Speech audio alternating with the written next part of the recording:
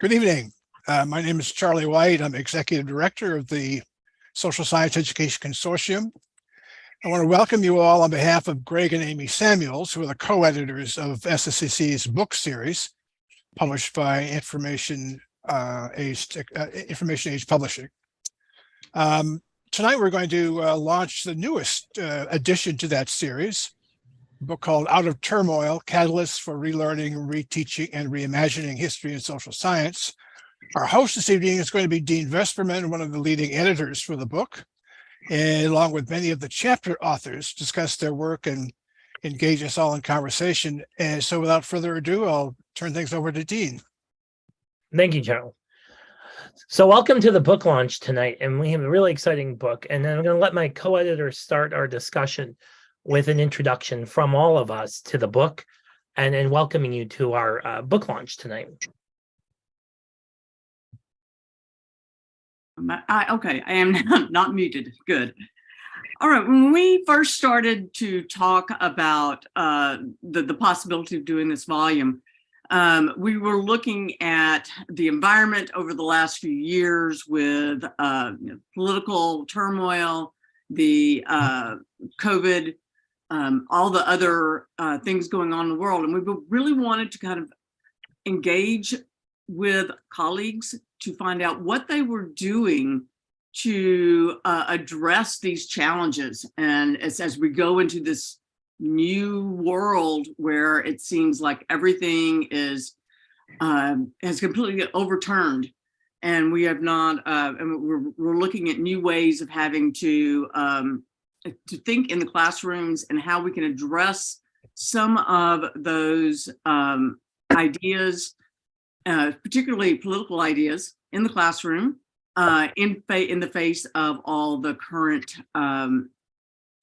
upset and turmoil that were going on there. So we really wanted to look at how we're adapting teaching practices, how we would address challenges within the classroom, as well as think about how teaching and learning history and social science might need to change itself as a way, as we begin to think about diversity and inclusion and equity and all of this, the drivers that are behind a lot of the change in education today. So collectively, the whole idea was to pull together chapters that would allow us to get at those critical conversations and be able to think about how we're going to shift what's going on in our classrooms in a way that meets the challenges that we're facing.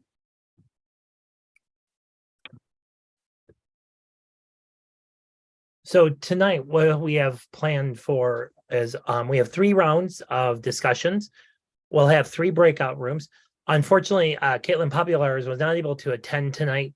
So in the first session, we'll have 2 breakout rooms, and then I have uploaded into the chat the current and updated schedule for tonight. So if you would like to open that, we'll also be showing that in a second. And then at the beginning of each round, what'll happen is we'll open up the breakout rooms. You'll be able to select which breakout room you would like to attend and participate in. Authors will be talking for about 12 to 14 minutes about the chapter and what they have in there. And then there'll be time for interactive discussions between authors and attendees. So you'll be able to talk about the findings and the research that was done has become important for this book.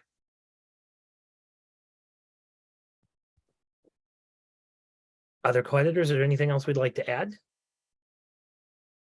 I guess I just want to, I would just add here at the end, let's first of all, thank everybody for coming. This should be a really fantastic conversation.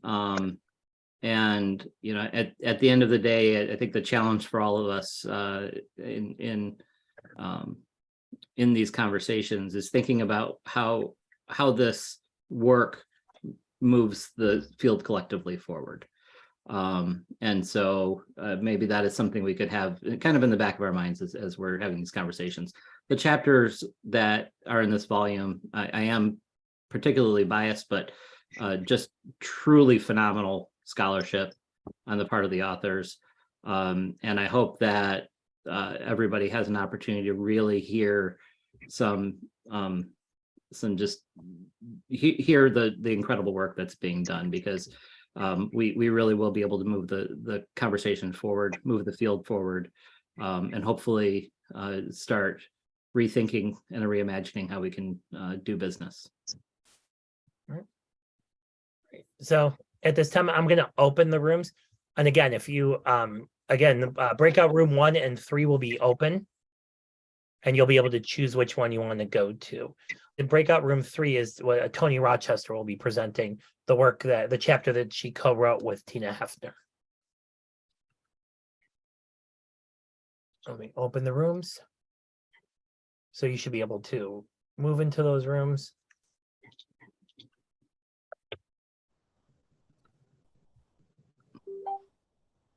Oh, that's what oh. Yes. So I put in the chat a Word document. Oh, Let's see.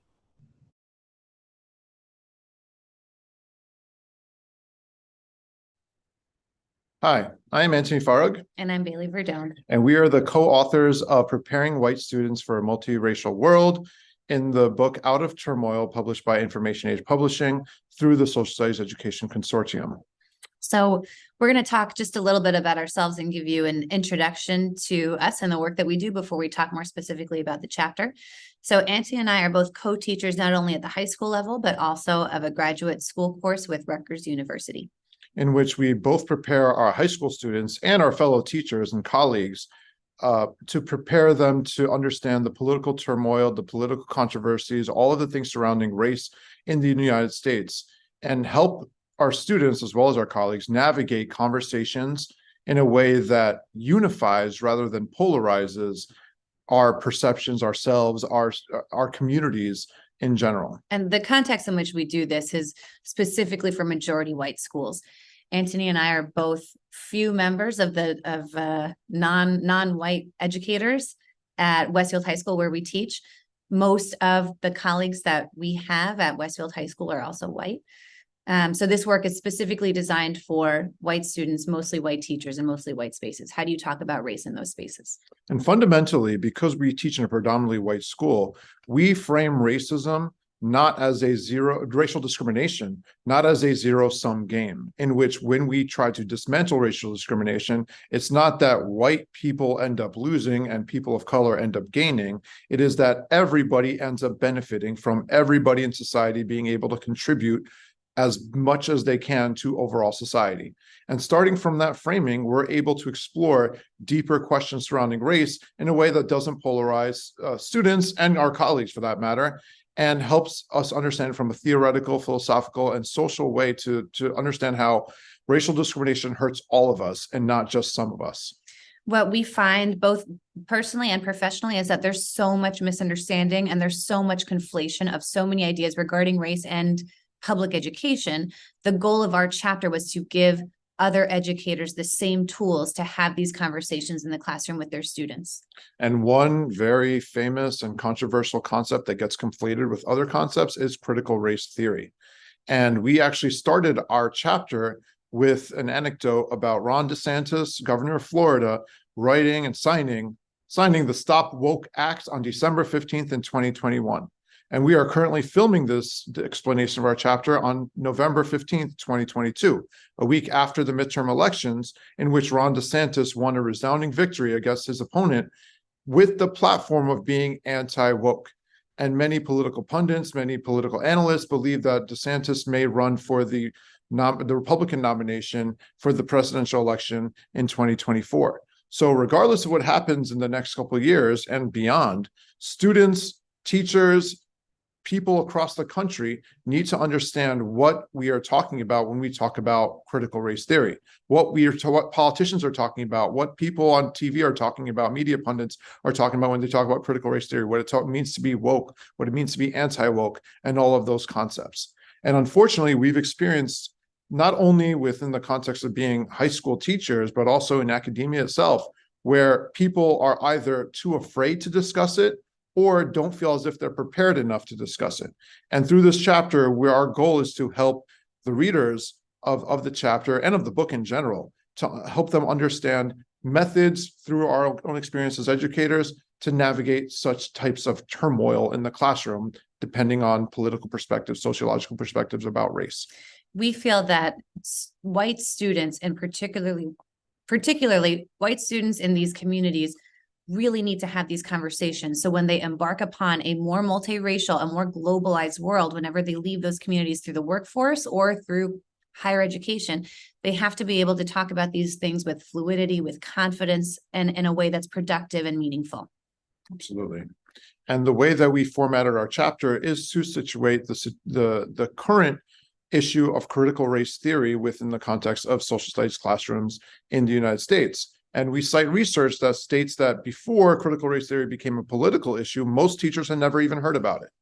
And if that's the case, and most teachers had not even heard about critical race theory, where is our understanding of critical race theory coming from? And if it's coming from the media, and the media's goal is not necessarily to educate, then it may end up causing problems for us as educators in the classroom and for our country at large.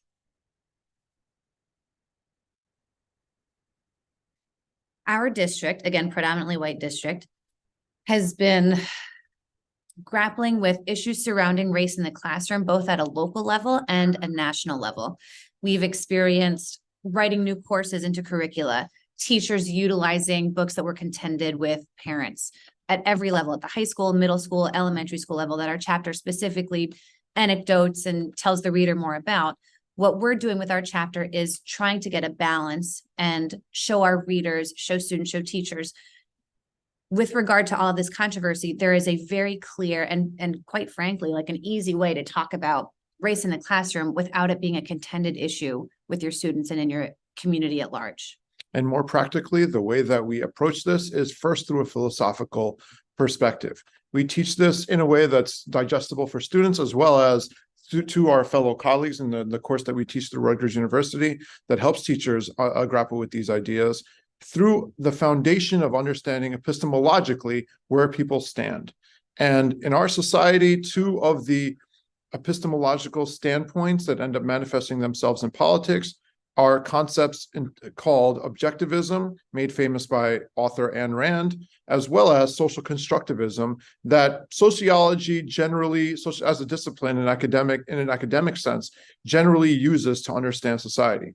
From an objectivist perspective, the idea is that reality exists outside of human perception, and our job as humans is to understand that reality. It doesn't really matter what our biases, our perspectives, our feelings, our thoughts are about a given topic. We simply need to understand the reality as it is. And Ayn Rand made this concept famous through her writing, Fountainhead, Atlas Shrugged, Anthem, a lot of these ideas that many people on the right of the political spectrum in the United States would align themselves epistemologically with. From a political standpoint, many of her ideas align with the idea that free market economy and the free market itself is the solution to many of society's problems. And the role of government is simply to facilitate free market economics in working to solve problems and to benefiting society, et cetera. We think that school leaders, teachers have to be familiar with these two philosophies in order to address any issue in the classroom. If you've got a good understanding of both objectivism and social constructivism, you can have conversations that are effective, that are meaningful, that are productive, and that engage student learning in a way that isn't hyper-sensational or polarizing, where each student can stand wherever they are socially, politically, etc., but still engage in the learning. And on the flip side, on the left side of the spectrum, to understand both sides of the epistemological debate, on the social constructivist side of the spectrum, that's more on the side of government intervention as the concept that unifies people politically and attempts to use human perception to understand reality rather than that reality being outside of human perception.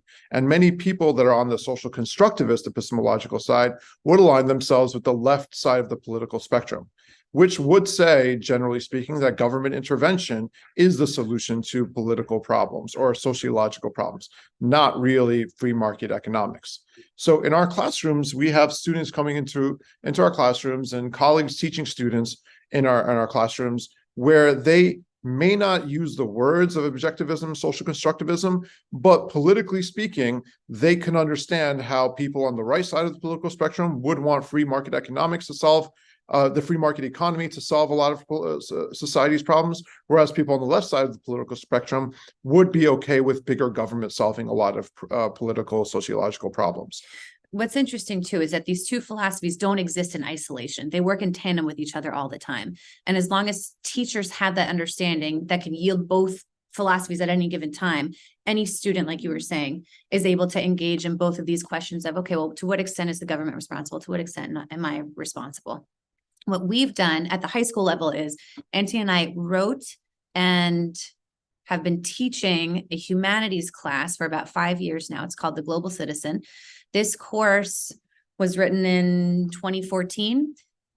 The course that we wrote was designed specifically for students in predominantly white districts that are going to graduate. It's an elective humanities class for us personally, but it still fulfills the fourth-year English requirement. Our students in our district, again, majority white, at senior year, a lot of them are going to be turning 18 or are 18 already. And again, for our district, most of our students are college bound. This class was specifically designed for students that fit this demographic. How can we benefit these students to engage in conversation, to have these fluid conversations about race, about sexism, etc., upon graduation? And to that end, we utilize in our course Plato's Allegory of the Cave in Plato's Republic, which is made famous in Western educational history, philosophical history, in understanding how we can understand reality.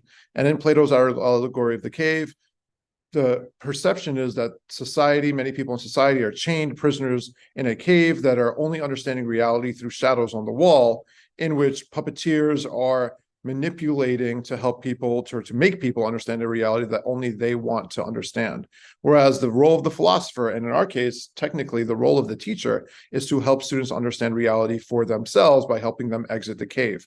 And we utilize this extended metaphor throughout the course and throughout the school year to help students analyze, deconstruct, and really understand the shadows on the wall that shape our understanding of reality, including racism, and the ways in which race itself has been a social construct that has been constructed for our society in the past couple hundred years to operate. And we address race from a objectivist point of view by talking about the ways in which science, through scientific research, DNA analysis, has proven that race is not an effective way to classify human beings. And from that objective standpoint, through science, students can understand and think about a better way to organize society, not based on racial classification that has been proven to be inaccurate. What's interesting too about framing the class with Allegory of the Cave is that the narrative addresses two ideas of learning new knowledge and accepting new knowledge, or being critical of old knowledge, but still choosing to adhere to it and live by it. And we hopefully, over the course of the years, we've seen a lot of success, not only in helping students from variety of places on the political spectrum discuss issues that are controversial, but in a effective manner that can help unify people rather than polarize people. What's interesting too about our work at this high school is when we talk about race, and we're using this extended metaphor of Allegory of the Cave, because Anthony and I come from non-white racial backgrounds. What we'll do in real time in a very practical sense is show our students our living DNA results and talk about the historical context in which what has been classified as race has changed for us over the years. And we encourage students to also think about themselves culturally, racially. At what time period would that have changed for our students, where their race changes from one to another? And we help students develop their critical thinking skills through a variety of different tools in order for them to think critically about themselves, and then portray case studies in history of times in which people did not think critically, and the consequences of people not really thinking critically or what's best for themselves and society, and buying into what a government wanted them to believe. And we use the very unfortunate and horrific example of the Holocaust within Nazi Germany, in which we frame the German people as buying into the shadows on the wall rather than being able to think for themselves and think critically about their situations, which ultimately led to the horrible events surrounding the Holocaust. And before we even address the United States, we use that example as the case study before looking at ourselves as a country and the ways in which race has been constructed in our country and the bad, horrible things associated, and really with the goal of understanding how we can construct society better. After we use this case study of studying the Holocaust in Nazi Germany, what we do is we shift our focus to the United States. We look specifically at legal discourse for immigration status, for citizenship status. And then we'll go through literature examples as well. One that our chapter specifically discusses is an exploration of the two texts, To Kill a Mockingbird and Raisin in the Sun. Both texts address racial discrimination. Both texts address issues of sexism. What we can do using these two philosophies of objectivism and social constructivism is explore to what extent does each of these texts adhere to each one of these philosophies. And in that way, what we're doing with our students is engaging them in conversations surrounding to what extent are systems responsible for situations and to what extent are individuals responsible to the situations in which they currently live. Mockingbird addresses the legal system under which a Black man is falsely accused of rape. To Kill a Mockingbird discusses housing discrimination for an all-Black family trying to move into Raisin in the Sun. Raisin in the Sun addresses housing discrimination of an all-Black family trying to move into a white neighborhood. In both of these texts, you can incorporate both of these philosophies of objectivism and social constructivism. To what extent is the system the way it is, and you have to navigate that system for what it is? Likewise, to what extent is the system maybe harmful, and in what ways can we be critical of that system? Both of these texts can be explored in these two ways in which students aren't polarizing views or polarizing themselves socially, but instead thinking about these characters and these situations and being critical of them.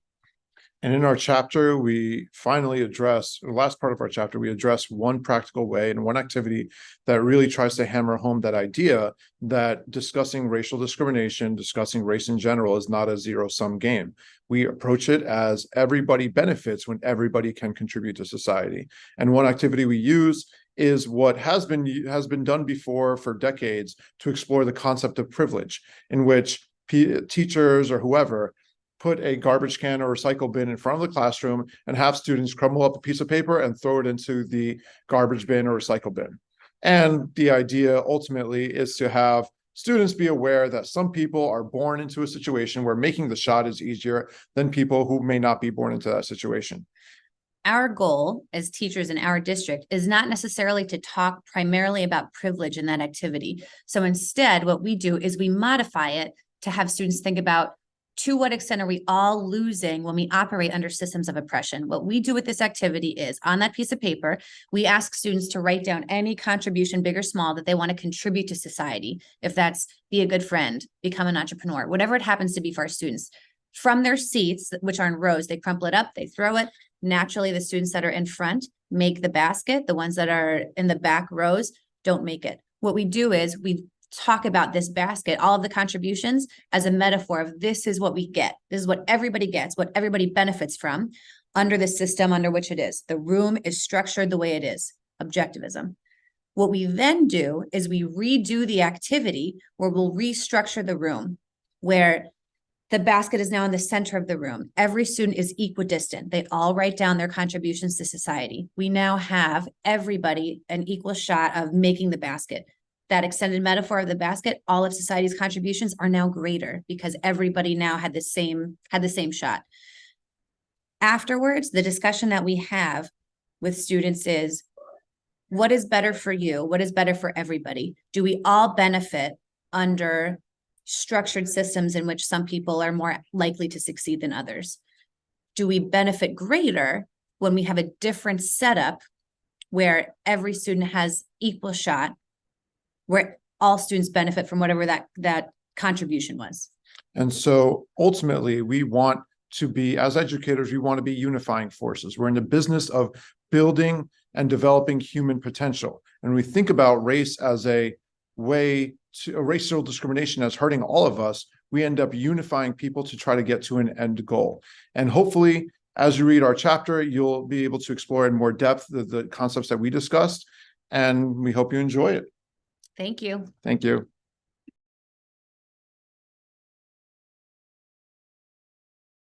Antoinette Rochester is a doctoral candidate in the Department of Middle, Secondary, and K-12 Education, Urban Education at the University of North Carolina, Charlotte. I'm presenting on behalf of myself and Dr. Tina L. Hefner at UFirm on behalf of UNCC.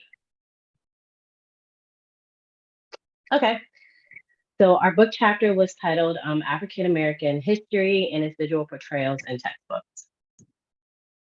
So just some background on the purpose of why we decided to do this study. Social studies as a discipline is often criticized for teaching history and historical events inaccurately. Educators tend to rely on accessible, the most persistent curriculum, which in history tends to be white Earth-centric stance, which omits the voice and experiences of historically marginalized communities. Thus, there's a growing need to have relevant material within classrooms, specifically addressing textbooks, which is used as the most common resource within all academic disciplines. African American history is frequently taught from a deficit perspective, leaving students to have a limited and or negative perception of African Americans as a people, and misguided when it comes to the history of African Americans within the United States. This misguidance can be found in the imagery used to show aspects of African American history. Thus, our paper investigates the visual portrayal of African American history within a state-developed textbook, focusing specifically on the tone in which the history is presented. Also, I just want to let everybody know, I forgot to say it earlier, my internet is lagging, so that's why my camera is not off. So please just excuse me for that technical issue that I was having. So Dr. Hefner and I created this research question, which is, how is African American history visually portrayed in images within a state-adopted textbook? So as other racial minorities grow, it becomes increasingly important to address the fundamental questions of fairness for African Americans, which will affect other historically marginalized groups. Diverse aspects of African American history, specifically talking about the direct contributions within the United States, is frequently silenced, leaving limited opportunities for other historically marginalized communities' history to be taught. Thus, learning about non-Eurocentric and European shows how the United States is a pluralistic society, and thus will require white students to grapple with histories of exclusion, segregation, and oppression. State design and adopted textbooks can contain a limited or skewed perspective on American history, and specifically African American history. Thus, the manner and tone of African American history can either encourage or discourage positive dialogue within classrooms. Within looking at textbooks in African American history, there's limited state regulations on social studies textbooks. Thus, they have the ability to encourage racist ideology and or neglect African American history, or talking about non-dominant perspectives of history. Frequently within textbooks, the civil rights movement is overrepresented and oversimplified, and only particular African Americans are addressed or acknowledged within history, meaning there's a distinct intentionality to acknowledge those who are willing to work alongside white people for reform to occur versus those who may have been seen as unapologetically expressing disdain for how African Americans were being treated. Within social studies, imagery is a big component, and it provides the outlook of history where you can see the subject and the background of its activities. You can understand the historical value, the perspective of the photographer and this audience, and then you're able to see how it can represent a specific timeline. When exploring some studies on how pre-service teachers teach lynching within imagery, they were able to observe that pre-service teachers varied based on the student's race and their content background. Thus, students are more likely to accept the textbook imagery without questioning the reality or the truth of images. Within our study, looking at our methodology, we did a qualitative single case study exploring how African American history is visually represented in textbook. We use framework from the OneC 2017 to base in 4 timelines. First, looking at the mid-19th century, which is typically known as slavery and anti-literacy laws, we found 2 images. Looking within the time frame of Reconstruction, we found 1. Looking at post-Brown versus Board of Education, there was 1. And then looking at today, our early 20th century, there were none available. Using an inductive approach to discredit tactics of historical textbook research, we are looking to acknowledge the healing curricula of images in the formula of curriculum and within the captions, and we examine the norms and power structures within social study cultural and historical context. So tone was defined as positive, negative, or neutral representation, and manner was defined as what they were seen doing. And this was branching off previous scholarship that Dr. Hefner and I had done, looking at a social studies standards and how it aligns with the state policy. And we created these categories of oppression, statehood and identity, power struggle, and resistance and omission regarding how it's taught verbally. We created our own theory called anti-Blackness education theory, which consisted of tenets and ideas from critical race theory and Black crit, because we believe that both tackle the complexities of race and, more importantly, how narratives normalize racism.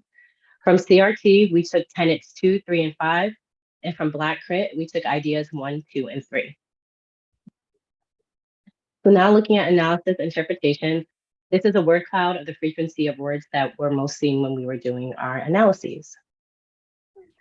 So image 1 is available through the Library of Congress and was published in Harper's Weekly in 1869. It was the first image that we had seen, and it was looking at two men, there was African-American adults, children, and two white men.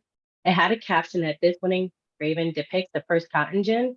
The machine immediately skyrocketed cotton production in the South and made South Carolina planters some of the richest people in the world.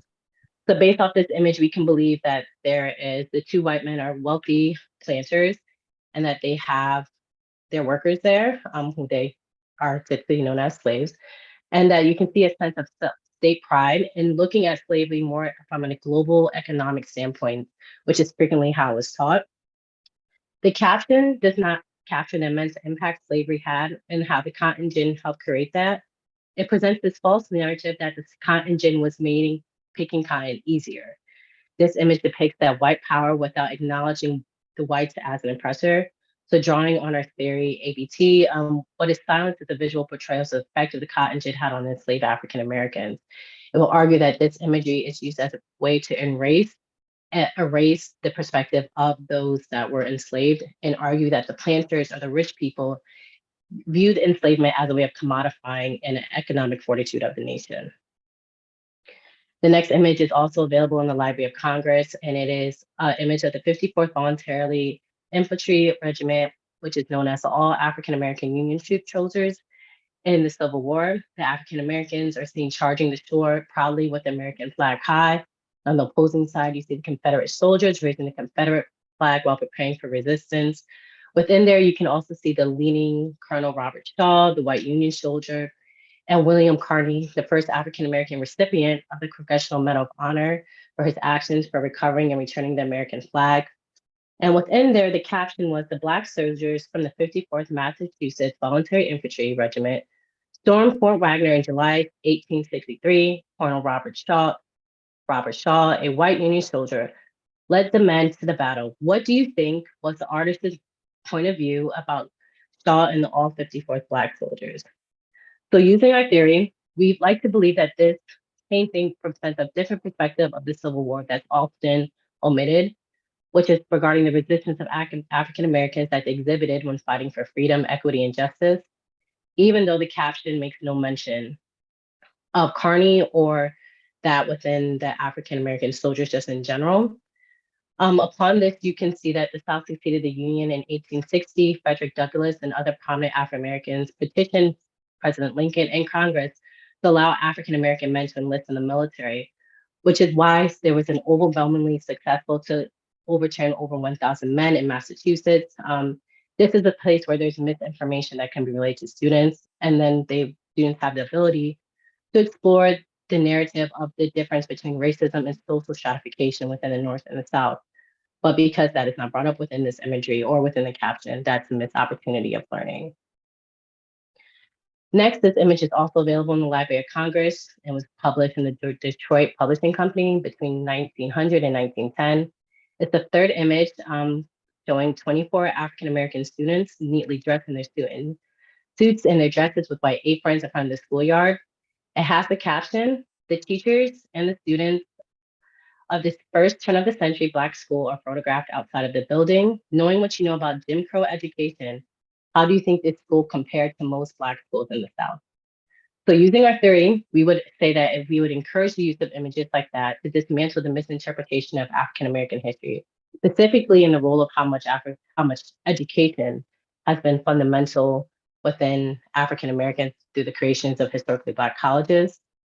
Education in the rural South was a community-based movement for African Americans, and through their strong community unity and commitment to education, they have fought rightfully so for institutions that fought against some due to segregation. However, asking students to form a comparison between the photos of the school in the photo against other indicates that some schools were of better condition than others, while implying that although they were in Jim Crow South, not all segregation was horrible or that all of it was problematic by basing that form of comparison. Images such as this can be used to pacify discriminatory practices under the notion things could have been worse. And our final image that we looked at was the Friendship 9 freedom activists being arrested for protesting Jim Crow segregation laws in the South, which is an example of African American resistance in Jim Crow South. Underneath the image, it states that the Friendship 9 activists filed out of McCorney as they were arrested for defying Jim Crow segregated laws. Notice that the three of the students' expressions, how would their moods different? And what does the moods tell you about them standing against segregation? So within this, we would say, using our theory, that focusing on the arrest and law-breaking actions of African Americans, this image has the potential to maintain racialized stereotypes of white power and the criminalization of African American men.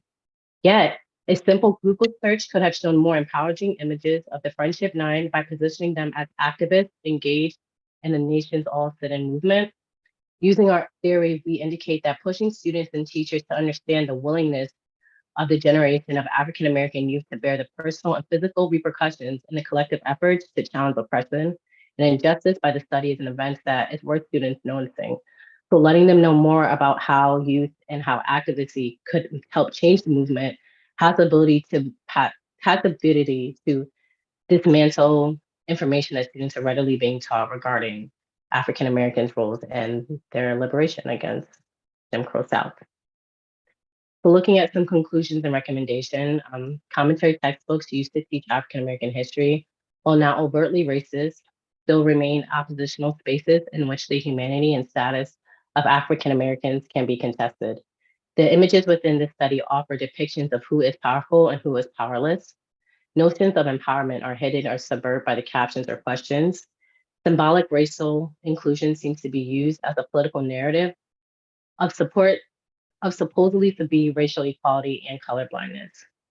Our task is to bring to light racialized discourse and to critically evaluate what is seen and what's not seen in the images, as well as how these images are narrated within the text, as well as the pedagogical practices. For example, questions for evaluating images. Seeking additional resources to share counter narratives that lift up and honor African American resistance and lived experiences in holding the US accountable to the democratic principles of freedom, equality, and justice is necessary.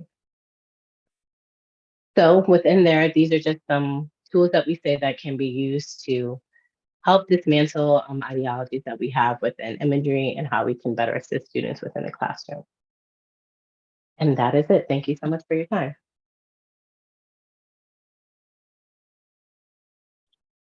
Thank you so much. Are there any questions? We have about 6 minutes before moving to the second session. I want to just ask, was that a high school textbook that you looked at or middle school? It was a middle school textbook.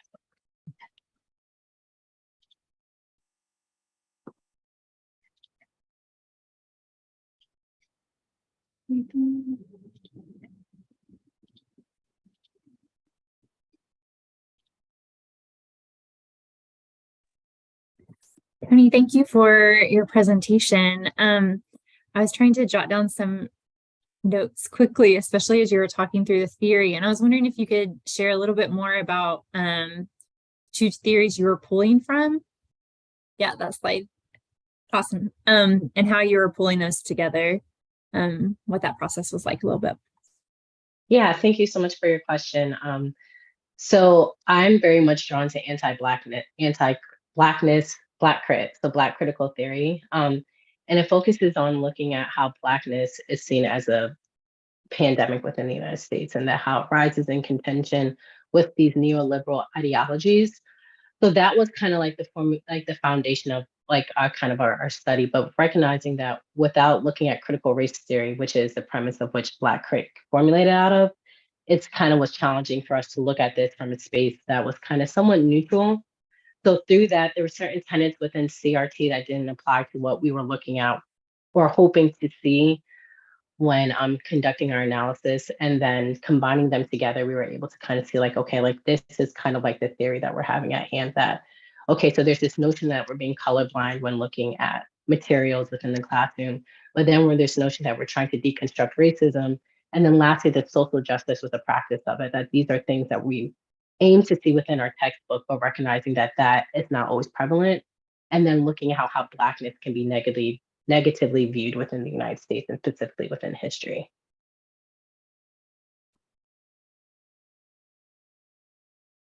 Yeah. Were you able to find any grand narrative or within the textbooks that you analyzed? Yeah, so one narrative that we had found, and this is a branch off of a previous scholarship that Dr. Hefner and I had, is that specifically we were looking at South Carolina's textbook, and there's this ideology of statehood and pride. That was a big narrative within teaching American history within South Carolina's textbook, as well as this sense of pride of, yeah, I guess that's the best way. I would just say it like that without expanding too much.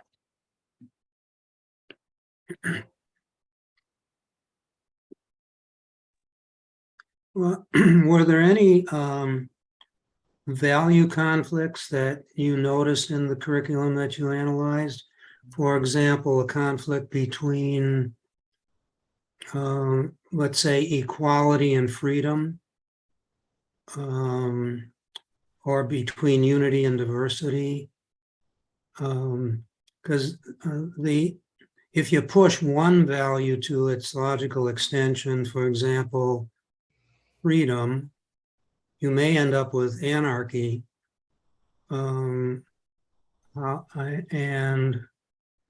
Was there any kind of an argument going on in the materials that you looked at?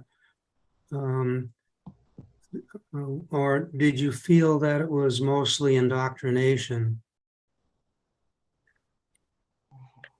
I will not say that I would go towards indoctrination, but I do think what she had said, the former, there were certain narratives that was being pushed very heavily within there, and it can sense to create, like you had said, this polarization where it can come to what we see as the most radical form of certain perspectives. So that was very prevalent. And I would say, like, looking at the textbook, I'm originally from the Northeast. So just looking at how certain portions of American history was written, you can see that there's a Southern perspective, or there's a way of thinking that history is viewed, certain historical events are taught differently based off your region. And that was something that I could prevalently see when looking at the textbooks. So would you conclude that the mindset of the nation varies with geography? Oh yes, 100%, 100%. That is something that I think we all can attest to in some ways. So creating a grand narrative for the whole country was not something you looked at, just regionality, right? I think there was an underlying component of what we consider to be the grand narrative of the nation, and then to look to see how it is being interpreted. For example, of when we were looking at the era of how there was no images for current century. So we're looking at the 20th century. There was no images there. The only image we had seen was an image of the first Black Republican senator in over a certain amount of years. But the focus was the fact that he was one of the first Black Republican senators of South Carolina. Whereas the grand narrative of things that were occurring at that time did not seem to be as of relevancy. But Thank you. That is all the time we have. So if you have any other questions, hold them, write them down, and we're going to have some Q&A time at the end after all the sessions.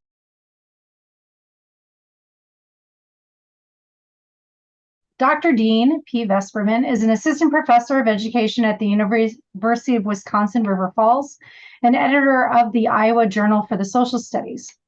Dr. Vesperman teaches courses in secondary and elementary social studies methods. He earned his doctorate at Indiana University in curriculum and instruction, minoring in learning sciences. Before earning his doctorate, Dean taught junior high and high school social studies for 11 years in southeastern Wisconsin and City for 18 summers. Dr. Vesperman has published articles on pedagogical methods for teaching social studies. He lives in western Wisconsin with his wife, daughter, and dog. Yeah. And my daughter is actually joining us for the presentation. She's over here doing home games. So welcome to my chapter, which is Teaching Social Studies in a Time of COVID, an examination of contradictions in activity. And if at any time you have a question, if you want to wait till the end, you can. Otherwise, you can always interrupt me and ask the question. I'd rather be able to answer things as we go. So we all know this. We lived it, right? COVID-19 caused a massive paradigm shift, right, in how we taught. And, you know, as we saw from the research, right, we have an unprecedented shuttering of schools briefly, right? We have a shift in how educators delivered how they delivered the curriculum. And we have also then this rapid rise in use of new ways and new visions of teaching. And this really matters because when you begin to look at this paradigm shift from an activity theory approach, and I'll get to that in a second. So the origins of this study came from literally a conversation I was having with one of my friends who is a teacher in a large metropolitan area about what they were going through. And our conversation led to the two of us discussing about research on what was going on with teachers and on how did those changes occur. And the research frame for this is really just the spring of 2020. So literally the research starts in March of 2020 and the research ends and is concluded then in June of 2020. And so, you know, of course, part of the conversation was this realization that social studies, how it was being taught was going to change rapidly within days, not weeks or months or years. And then this led to the question then that I was asking, which is, how do the contradictions that are going to arise because of this lead to a manifestation, right?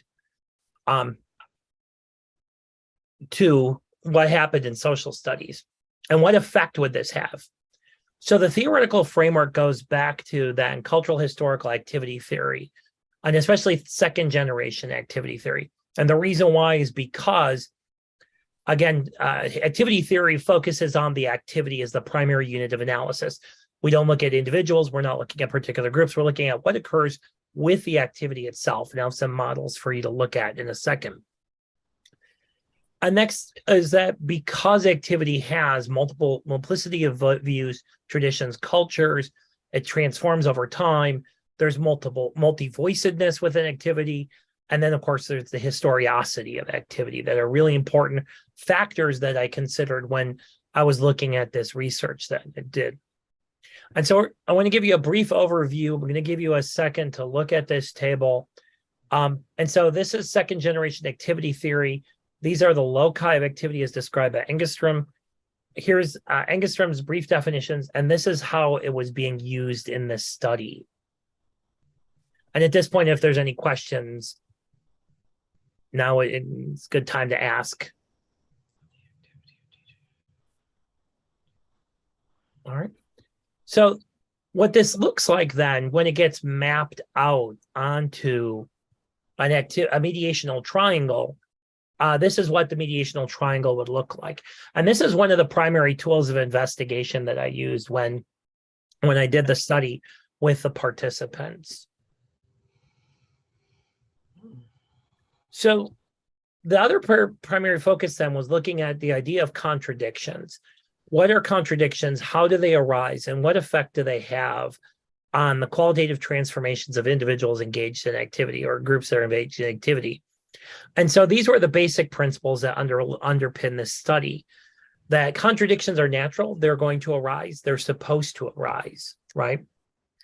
Contradictions can only really be seen as a manifestation within the activity itself, that we cannot easily resolve significant contradictions, and that in the end, the innovations that come from contradictions lead to qualitative transformations. And so for the purpose of this study, we focus primarily in our research on secondary contradictions. And the reason why, we're not saying that primary, tertiary, or quaternary contradictions didn't arise in addition to the secondary one, but because of the fact that in a secondary contradiction, there is a new element that occurs outside the activity that changes the division of labor or the rules of how an activity functions. And we know for a fact the paradigm shift caused by COVID completely shifted the division of labor and changed the rules on how we teach social studies. Methodology, there were 6 participant researchers. Decision was made early on to include all 6 teachers who participated in the study as participant researchers. So they shall help shape the question.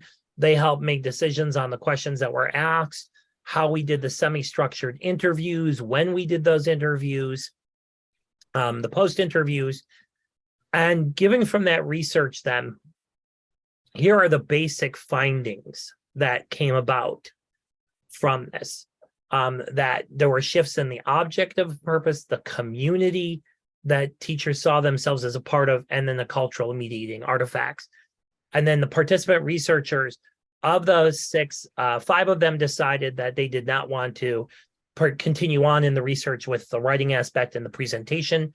Mariah chose to continue on. And so she's one of the participant researchers. So we decided then to focus out of those areas that you saw on that table of findings. We focused on the fact that 2 brand new, really significant objects of activity appeared. And the first one was media literacy. I'm going to give you about a minute. I want you to read through these 2 examples of the findings that we found, one from teacher 1 and teacher 4, about this new object.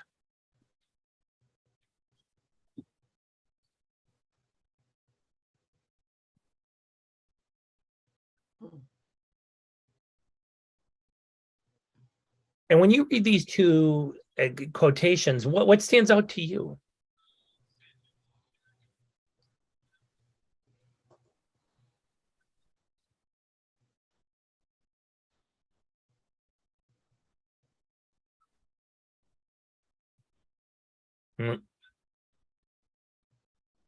So for us, when we looked at it, we saw that the teachers really began to focus on improving their students, how they're able to, for the students, how to critically analyze and investigate the media that they were that was occurring, that students were consuming. And then what we found was in our research that the new object led to the development of new culturally mediated artifact connected to media literacy. So in the first one, the teacher 1, to really work at helping students achieve that object of media literacy, they began to use this online game where where the students take on someone who's trying to actually spread disinformation. And then what happened was the students would play that game, use that game, and then they would come back and actually use that knowledge to critically analyze what they were seeing in the media, right? The other one, teacher 4, right, went a different direction and uses the cultural media artifact of that TED Talk and trying to help students learn how to scientifically read the news. And then once they had practiced that skill, as we could see, they picked an article and they again began the same to do that similar process to teacher 1, where they're learning to do a critical analysis of media, right? But all of this is being done to help students work towards achieving that new object of media literacy. And then here's other examples. Teacher 1 begins to use the idea of multiple lenses that to really improve their ability to improve their media literacy, students had to begin to see the media through multiple perspectives and begin to examine the perspectives that they were taking. And you see a similar use of that cultural media artifact then in teacher 4 here, right? Again, looking at the idea of different perspectives, again, using multiple sources to do that. The next new object was 3 of the participants really started to focus on this new object of the students having the more personal connection to the current events that are going around them. And again, here we have some examples of quotations from the study where you see the new teachers now talking about seeing themselves, the students seeing themselves in history. Teacher 3 wanted students to see themselves as a primary source, right? And then, and then teacher 6 talking about connecting the kids to history, making it as meaningful as possible, especially given in the current climate. And in a similar fashion, we saw the rise of these new mediating artifacts that have come up that appear connected to this new object of activity, right? So one teacher 2, is using a free write in an online document about current events, and then really helping the students connect current into the past and things like that. Interestingly, teacher 3 actually did something which was really interesting. When we were talking about it, I was wondering, like, how would other school districts respond to this? But the students actually did a coronavirus blog where they blogged about their experiences, how they felt about what was going on in the news, what was going on. And again, going back to what teacher 3 had said on the previous slide about really them creating their own, right, their own artifacts, and that they were primary sources. And then teacher 6 went another direction in this cultural media artifact, and then actually looking at using the environment and all the changes going on with COVID and with everything that happened after the murders of Breonna Taylor and George Floyd, about having the students create their own education campaigns. So really tied to this idea of taking informed action. And so what we found in the research is that COVID-19, we knew, changed the rules and division of labor. And that gave rise to a secondary contradiction. And that led to qualitative transformations of the activity itself. And really importantly, it led to a development of some changes in community and in other culturally mediated artifacts. But really, we focused then on those 2 new ones: media literacy and a really stronger connection to having students connecting themselves to what's going on currently. And of course, with the rise of the new objects came a rise of new culturally mediated artifacts. And so at this time, then, we have time for questions.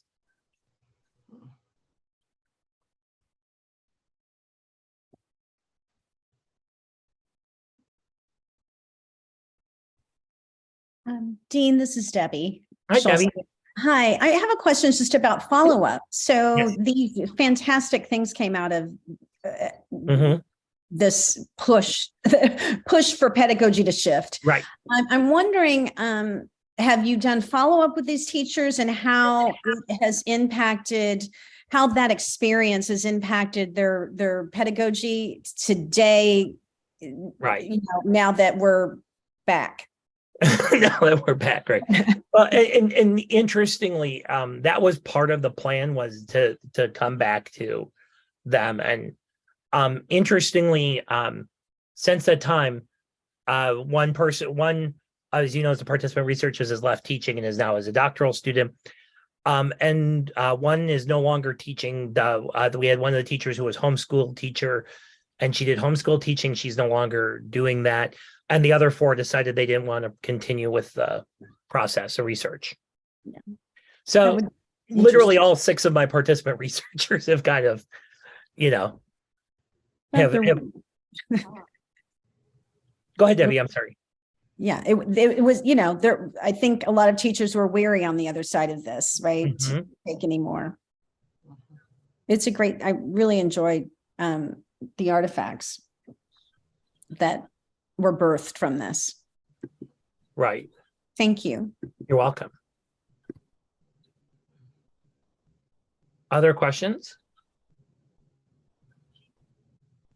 All right. I have a question. It's Debbie again. Go ahead. Yeah, go ahead.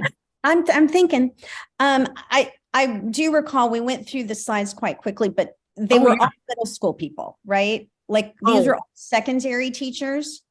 They were So 2 were middle school, 2 were high school, 1 taught middle and middle school, homeschool, and so 4 of them were middle school, and 2 of them were high school. Okay. I Right. was thinking from elementary level. Yep. And then there was a mix. So one of the participants is from the New England region. 1 is in California.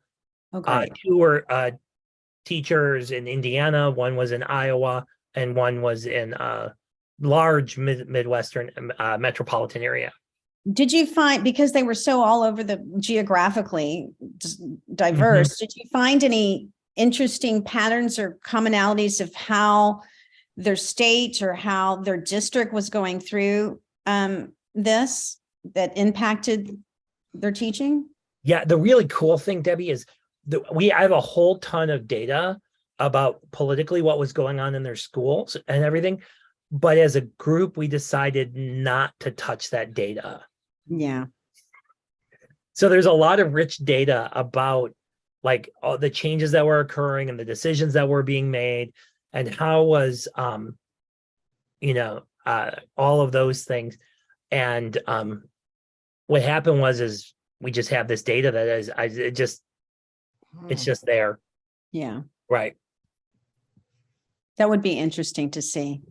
An interesting study. Yeah, Thank- it would have been, yes, but I'm done. especially for the because there were a couple teachers who were veteran teachers and they didn't really have a problem, but especially the younger teachers as part of the study, they were very concerned that if anything like that came out, what would be the ramifications of, in their school district. Yeah, that's So legitimate. But Dean, I guess to me, the kind of scary thing is the fact that all 6 of the teachers didn't want to continue. I can understand that they didn't want to continue in the process of writing an article or presenting an article or something like that. But you seem to feel they just didn't want to have any more to do with it. And this was, you did the study the first 2 months of the pandemic. And the question, I guess, to me, what's scary is what's happening to our whole field over this year if they go through experiences that cause these, have caused dramatic changes. And then they back away and either leave the profession or don't want to engage in professional activities. And of course, I don't want to generalize from 6 individuals. But you've been working with a lot of other teachers since then. Yes. Do you think we should be worried about this? Do I think we should? And part of me just, an understanding when, talking with my participant researchers, it was really about just for them, it was about time, the time needs that they had and what was going on. And also part of it was that it was part of that next fall when a lot of schools were trying to return back to normal. And so at that point, it was really just a general feeling that they had done it, that was enough. Yeah. They had done enough and that they learned a lot about, I know in informal conversations with my, one of the teachers, the one in New England, is that a lot of the media literacy stuff that he learned during COVID are now essential parts of the classes he teaches. Okay. Right. Yeah. And so part of me is always like going, okay, woo, that would be really great if I could get there, go and sit in his class and observe and see how he's doing it. Right. That'd be very cool. But we are out of time, so we're going to be moving to the next session. And we have time to ask another question later. Yes. Okay. I'll loop back. Okay. Thank you. So we're going to be moving into the 3rd session, and it looks like the breakout rooms have just opened.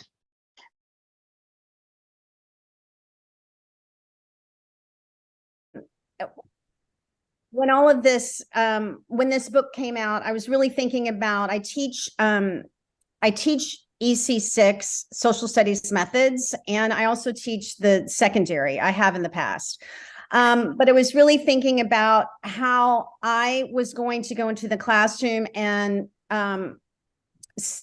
think of and set up the skill set, talk to my students about how they can navigate the contentious times that we were in. And so this really came out. We created I began to talk to Sheila, and Sheila teaches in the library of science. And we just she's my writing partner. We kind of talked about a framework that might help us guide our pedagogy and making sense of our own pedagogy to ready our students, because it was very clear that the contentious times keep getting contentious in different from different directions. It wasn't going to go away. So we decided to frame. Okay, I'm trying.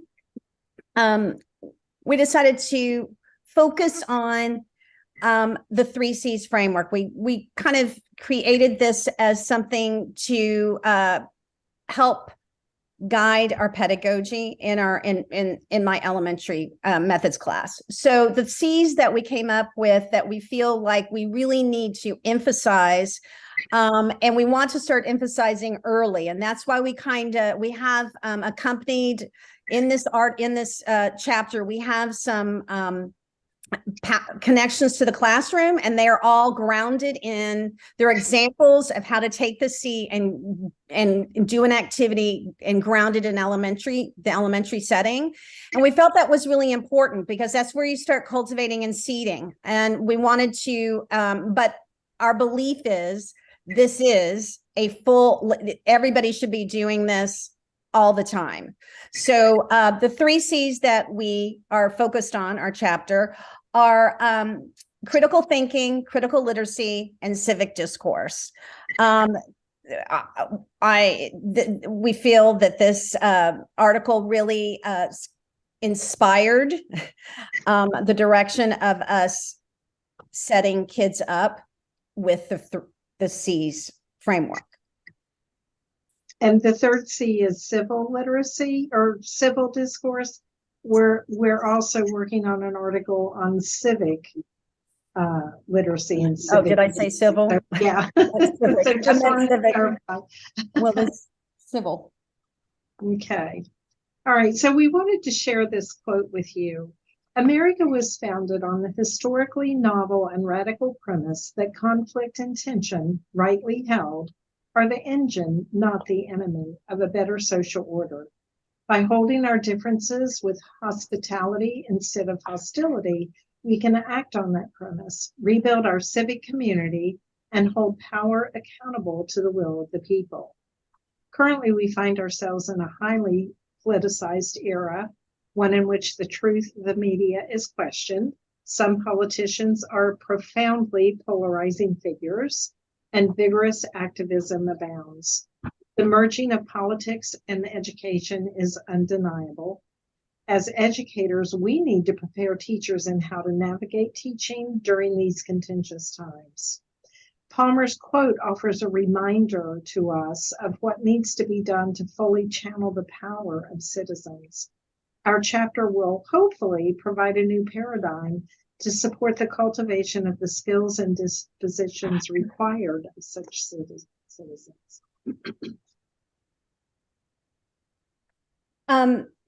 So the first, I'm managing.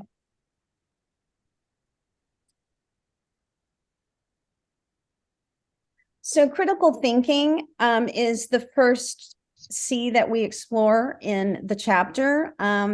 It is built on the understanding that teaching, that the 3 C's is really built around this idea that teaching during perceived controversial issues can be challenging for teachers. There's a lot of work about controversial issues, how teachers tend to avoid teaching controversial issues. Now we have this hard history piece that's come in, and now in the midst of a lot of legislation, a lot of teachers are becoming even more trepidated. They're just really more afraid to broach certain issues. And we wanted to set up a framework that would maybe guide them in doing that. So we really unpack in this chapter reasons for teachers that might not want to, why they don't want to teach and avoid contentious issues and approaching hard history issues.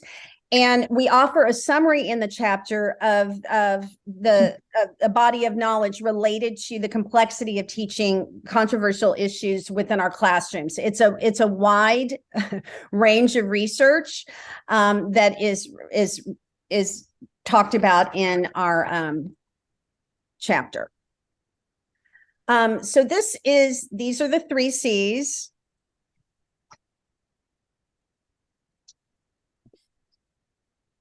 Okay, so the first C is critical thinking.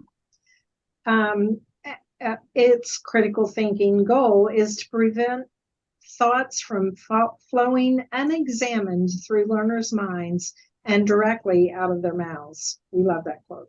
Yes. This process prevents minds from going on autopilot, which often leads to ill-considered decisions. So the body of research on critical thinking is vast. In our chapter, we offer various definitions of critical thinking from the literature. We also offer example activities that support the cultivation of each C. An elementary classroom connection called Pigtails and Other Perspectives provides an example activity that supports the cultivation of critical thinking.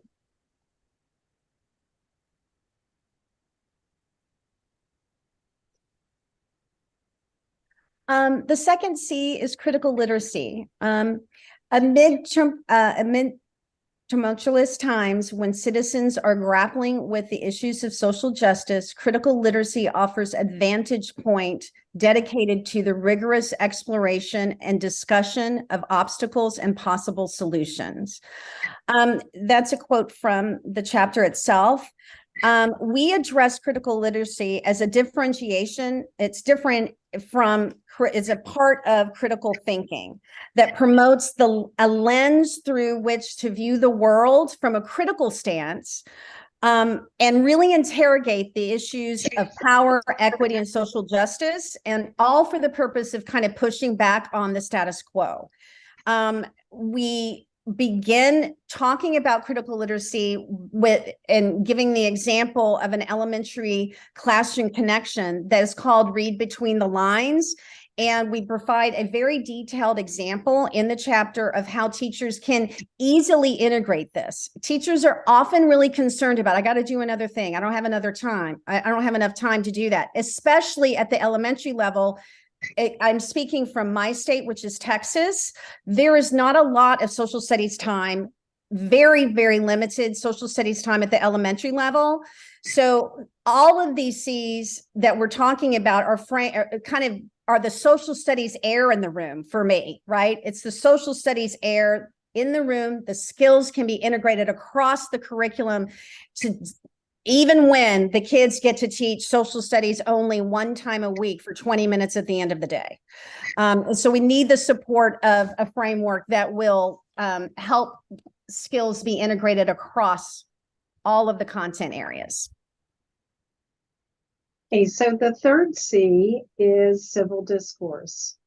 Many people have placed themselves in rigid camps of thought, restricting their ability to engage in respectful dialogue with those who hold divergent beliefs. This division limits the ability to critically think about complex issues and seek solutions beholden to the common good.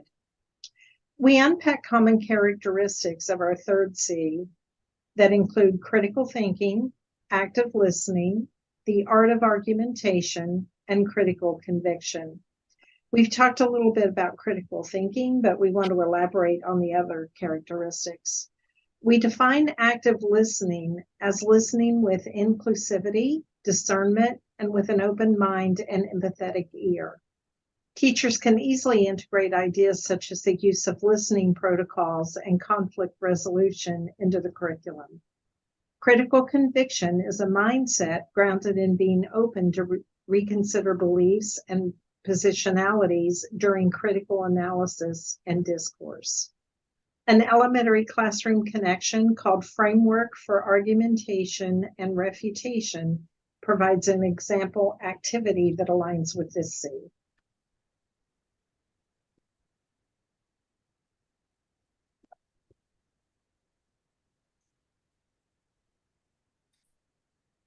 So ultimately, we need both citizens and leaders who are committed to and comfortable with seeking cooperation, collaboration, and compromise, all competencies fostered by the 3 C's.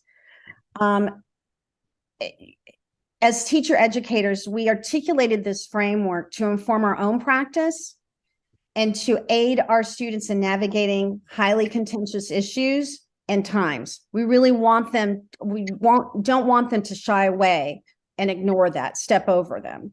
The 3 C's helped us to frame the skills we wanted to model for our own students in our classrooms and for them to hopefully integrate into their own practice. It's our hope that modeling of these skills and the examples offered in the chapter are jumping off points for teachers and allow them to see and alleviate some of their avoidance or concern about teaching contentious issues and focus them on using the framework to get the students grounded in skills that will allow them to move forth and be able to make strong, well-informed decisions while navigating conversations about divisive issues with people with different viewpoints in civil ways. And we feel like we have to start that early on. And you can, and the examples in the chapter really break it down on how you can do that. We're hoping that the classroom connections will inspire other ideas that they can take on to further deepen any of the C's. And we did focus on the elementary because we believe that we need to start at the earliest level possible.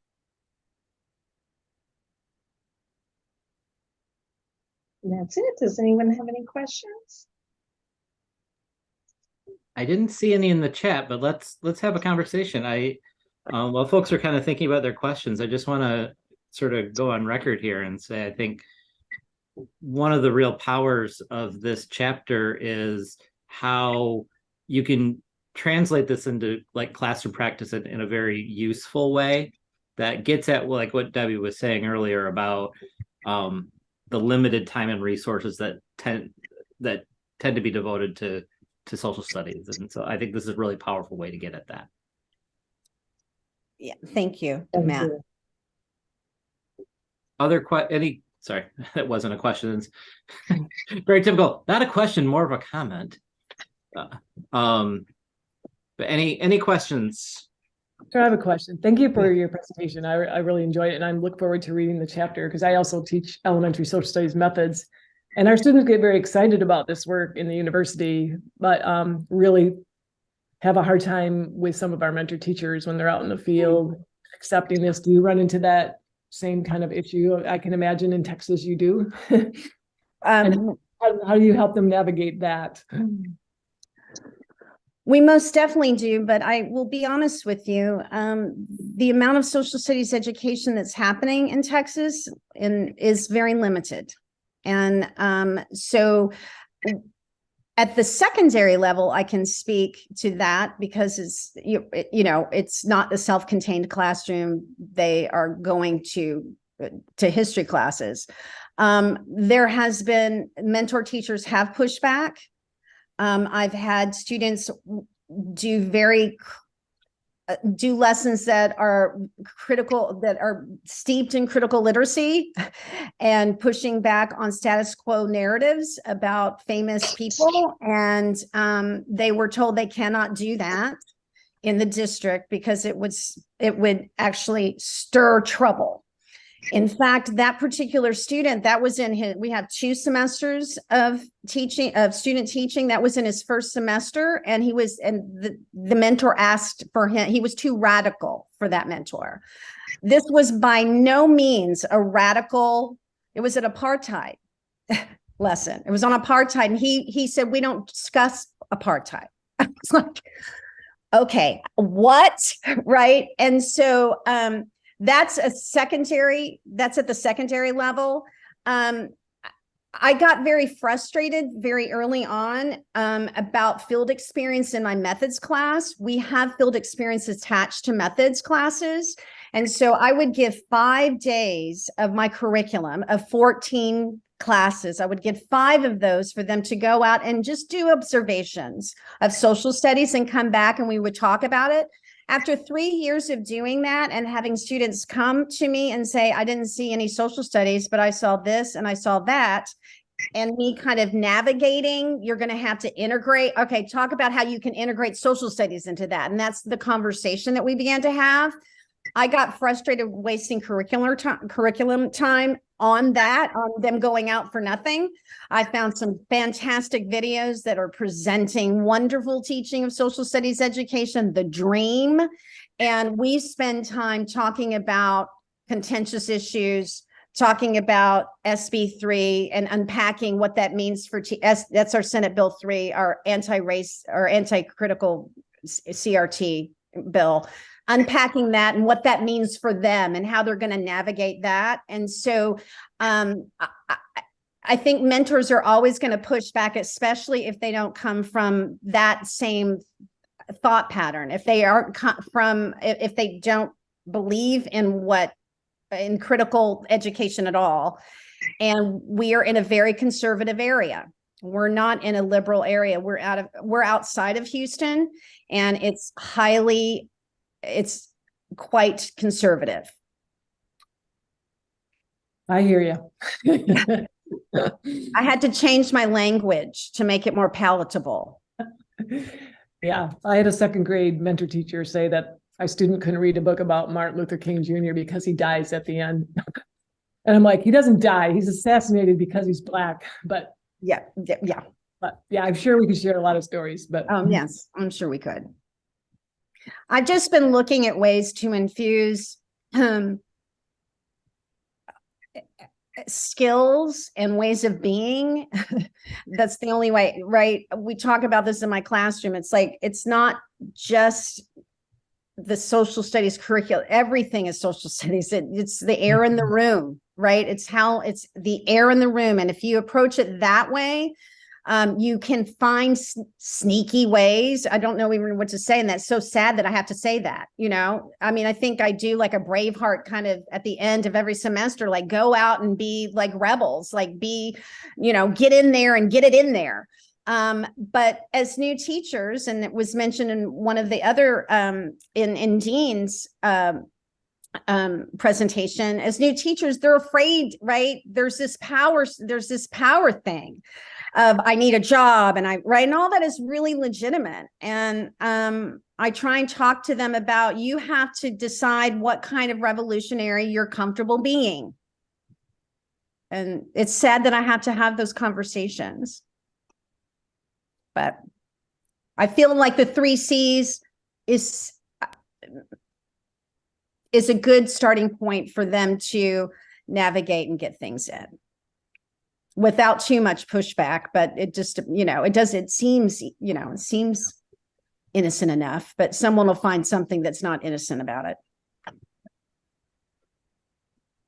Yeah, I'm going to have to go back and reread my copy of the History Wars just so I know how other generations have dealt with this. Mm-hmm. It's been 15, 20 years since I've actually read the book, but I feel like there are some lessons in there for us. Oh, for sure. And it's only getting worse across the country. Yeah. Well, we are just about out of time. We're going to head back to the main room, but I just wanted to, unless they're Linda or Alice, Whitney, I don't know if anybody has any other questions for. Again, thank you for your presentation today and for your chapter. I'm really looking forward to seeing it in print and getting a chance to leaf through it one more time. Yeah. So are we. Yeah. Thank you for coming to the session, guys. Thanks, everybody. We'll see you back in the main room. Okay.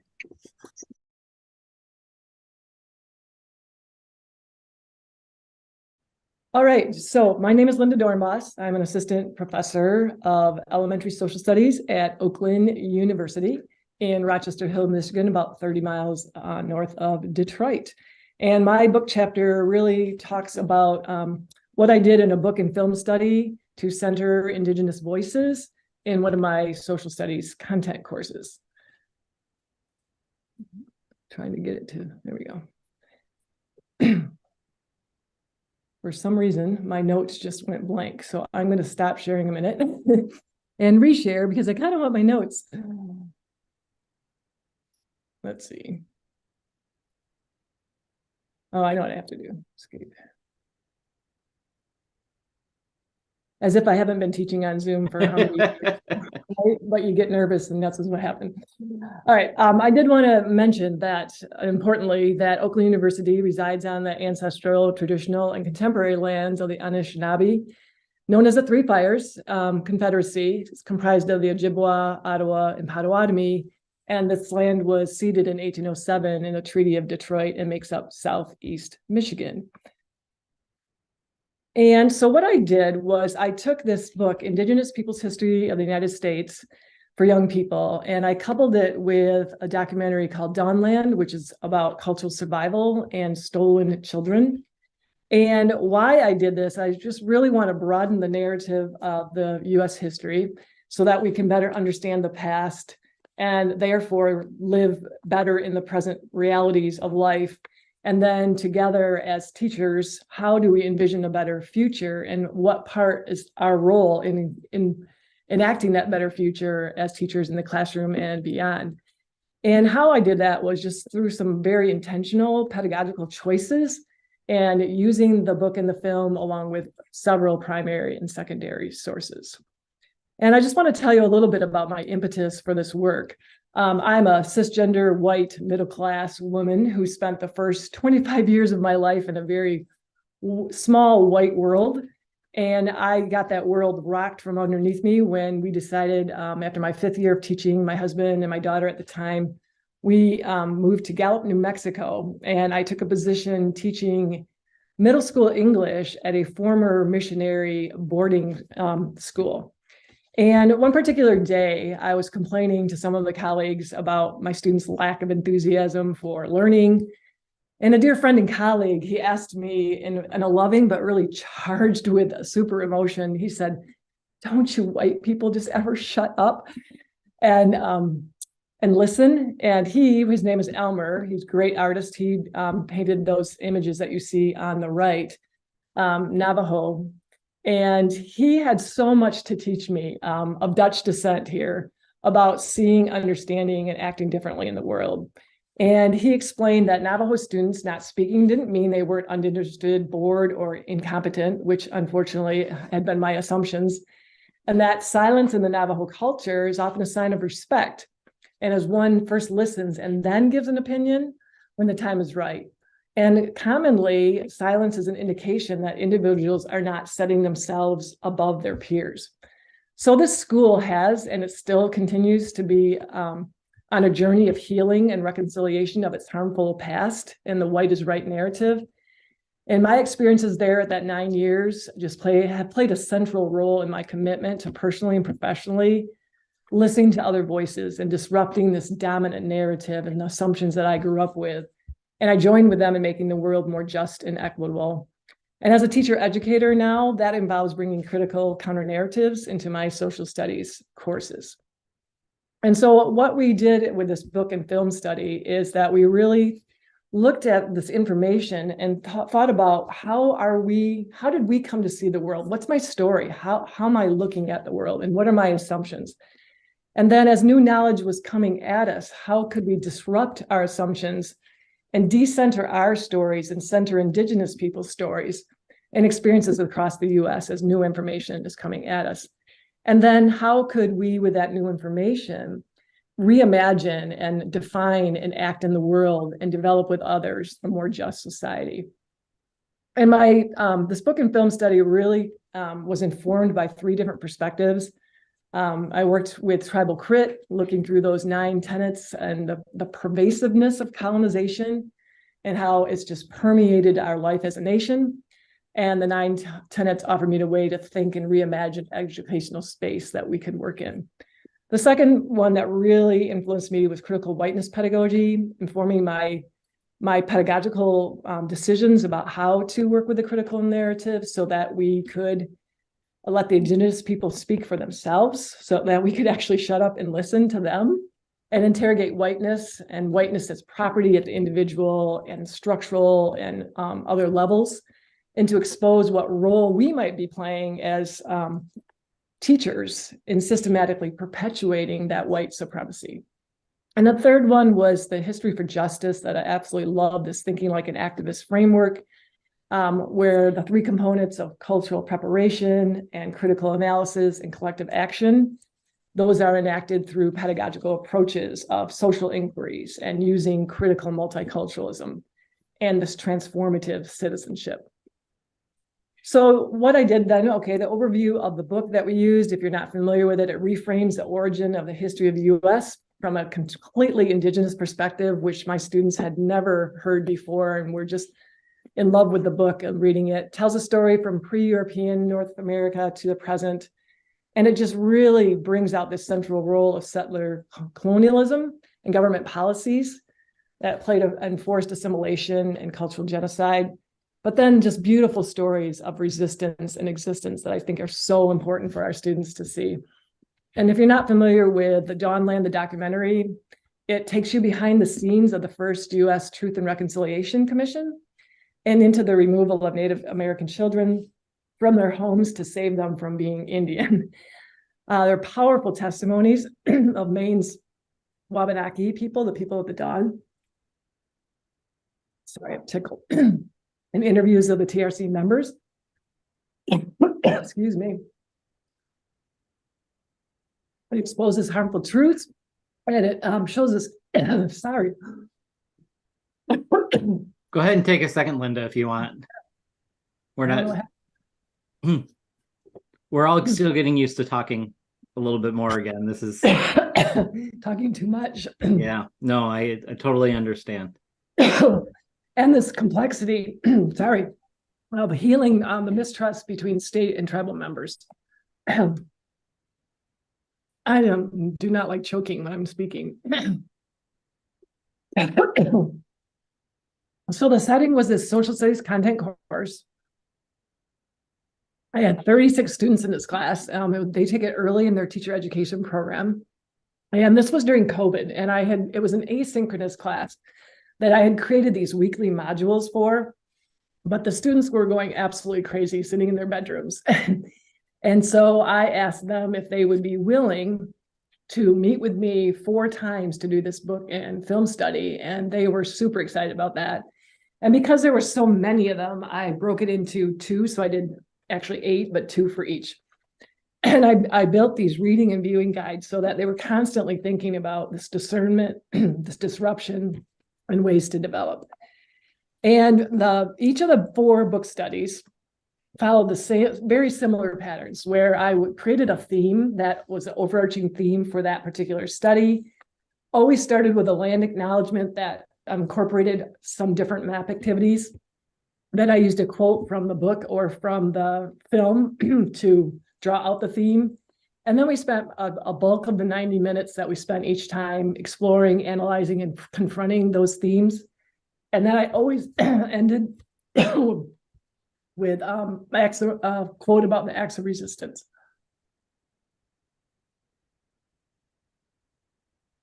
And so this, you can see the chapters, and we really emphasize the importance of land and the people. And what's available for people who get the book chapter is I have all of the sources that I used with all the links on a Google Doc that I would love to share. So this is an overview of the first book study. And our theme was sophisticated versus savage. And we looked at key topics of naming, land, doctrine of discovery, the manifest destiny, settler colonialism, white supremacy. And just some of the activities, I will go through these quickly, but the overarching theme of the entire book study, the compelling question was, what does it mean to be civilized? And so we started with the land acknowledgement into the interactive map. There's the quote. Then we spent time listening to Indigenous voices. This is a great interview of Indigenous young people. Just really got us into thinking about naming and how important it is to be belonging. Think about your story. How does it fit into a larger story? What's the difference between individualism, collectivism? And then we dug deep into the doctrine of discovery, something that my students knew nothing about. and listened to a short lecture by someone that I actually knew from New Mexico who does a lot of work on that. We interrogated some primary sources. We would go out to breakout rooms. I always use note catchers so that I can, if I'm not in a breakout room, I can still see the activity going on, and did some reading. Then we worked in the Padlet, investigating manifest destiny and God wills that we, move out west and take over this land and people. And then we ended with a quote of resistance that we really got us talking and thinking about wonderful things, the ways that Indigenous people experiences. The second chapter or the second book study and film study, this is where we brought in the film. The first one was just the book, Cultivating versus Conquering. And we looked at the bloody footprints. These are all themes that come out of the book chapter, Cult of Covenant, American exceptionalism. And so then we added the question also, what's the relationship between the taking of land and the taking of children? And the film is just so powerful and emotional, bringing those things out.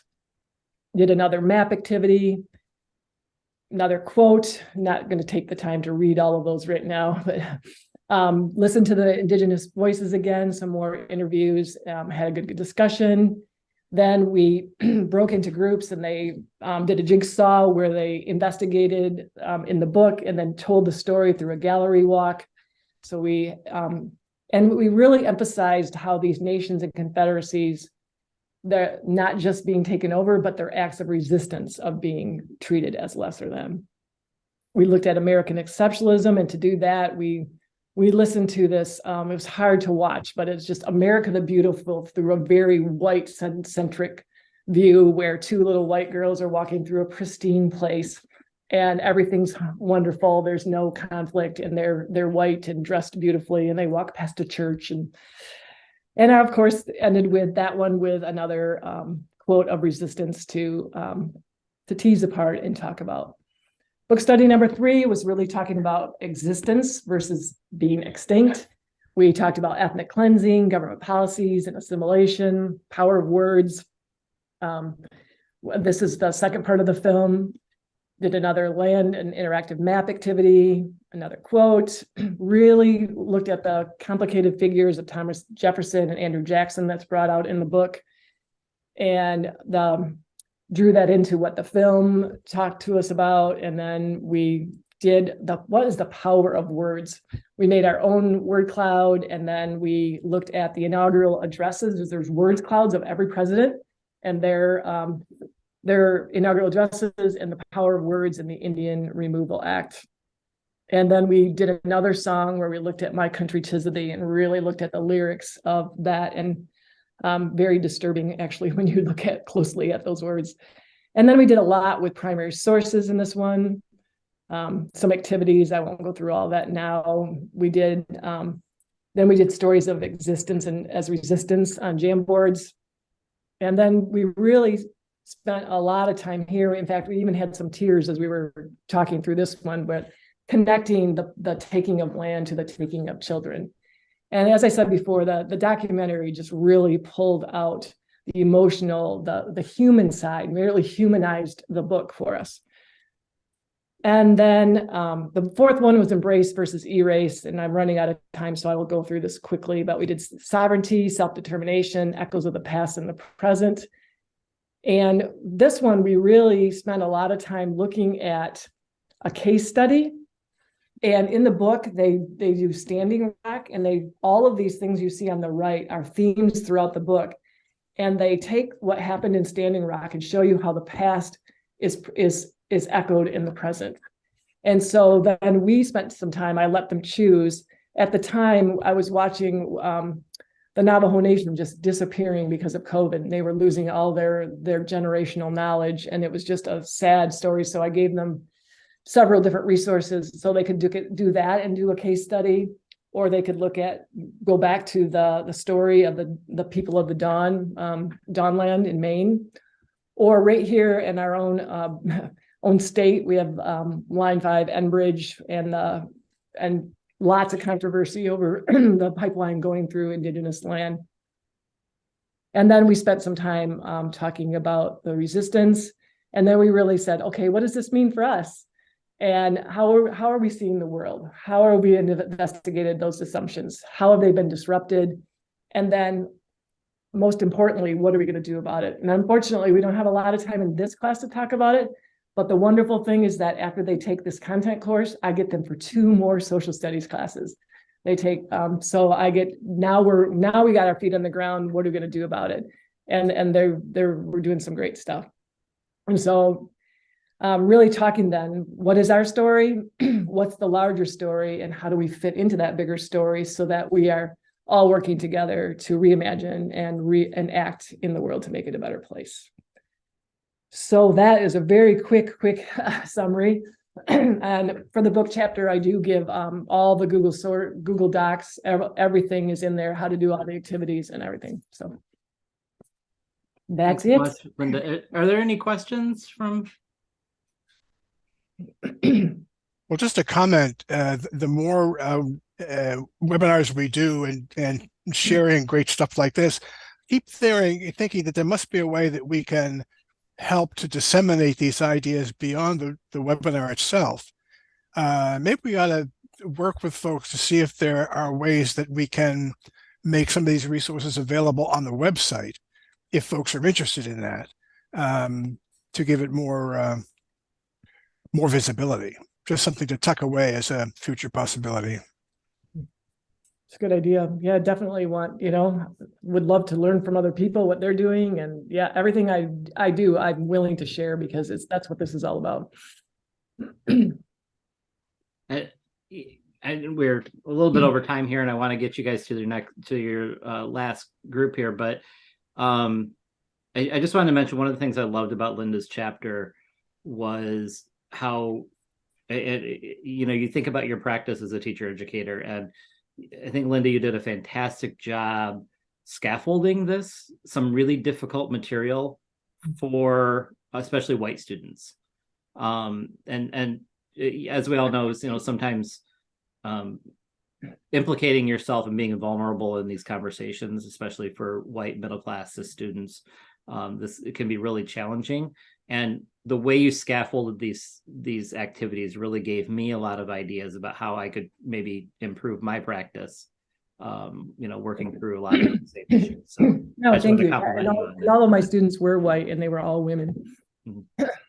So come to Coupa, I'm actually giving a paper that I did a study on this. This is just how to do the book study, but the paper that I'm going to present talks about the findings that I had.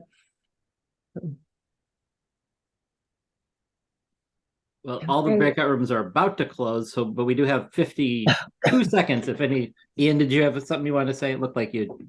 Yeah, I mean, I was just curious about what kind of resistance you felt from your students. They're all white women talking about very heavy subject. Well, as you can expect, you got a lot of the shocked, sad, angry, that kind of stuff. I come to the conclusion there were some good things. Their content knowledge really improved. Sure. But I really think that sometimes by decentering whiteness, we actually centered it and it became more about them than it did about the indigenous people. Like, oh, how I'm feeling so sad and angry that I don't know this. And, instead of I had really tried to draw out the experiences of the indigenous people. Right. But, as I dug through the data, and one girl even said it. Right now, we're going to be moving into the second round of breakout rooms. And again, for those of you guys who had their chat closed and lost the schedule, there's another copy of it in the chat now for you to reference to move to.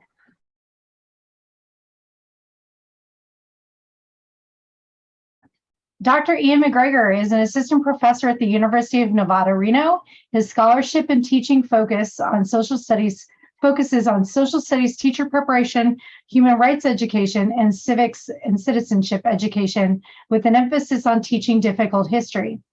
His current research explores how teachers and students conceptualize citizenship and human rights education and the use of virtual interactive technologies in Holocaust Museum education.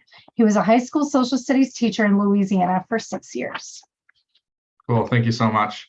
So yeah, let me share my PowerPoint here. Cool. Everybody see that? Yes. Okay, cool. There we go. Awesome. So I want to start off by saying that this is more of a conceptual piece. I know several of the others have been more practical or even research-based, but this is coming out of some other research I've done already, and I'll reference that. So I just wanted to give that preface before we jumped into it. So yeah, reimagining citizenship education through critical transformational human rights education. So jumping in, as we probably all know, citizenship education is, been the cornerstone of public education and social studies education, right? Most, if not all, rationale for teaching social studies, let alone for having public education, reference, something along the lines for preparing young people for their civic duty and public education. There's usually some kind of rhetoric around that. But there's this continuous debate about what kind of citizens should schools be preparing, right?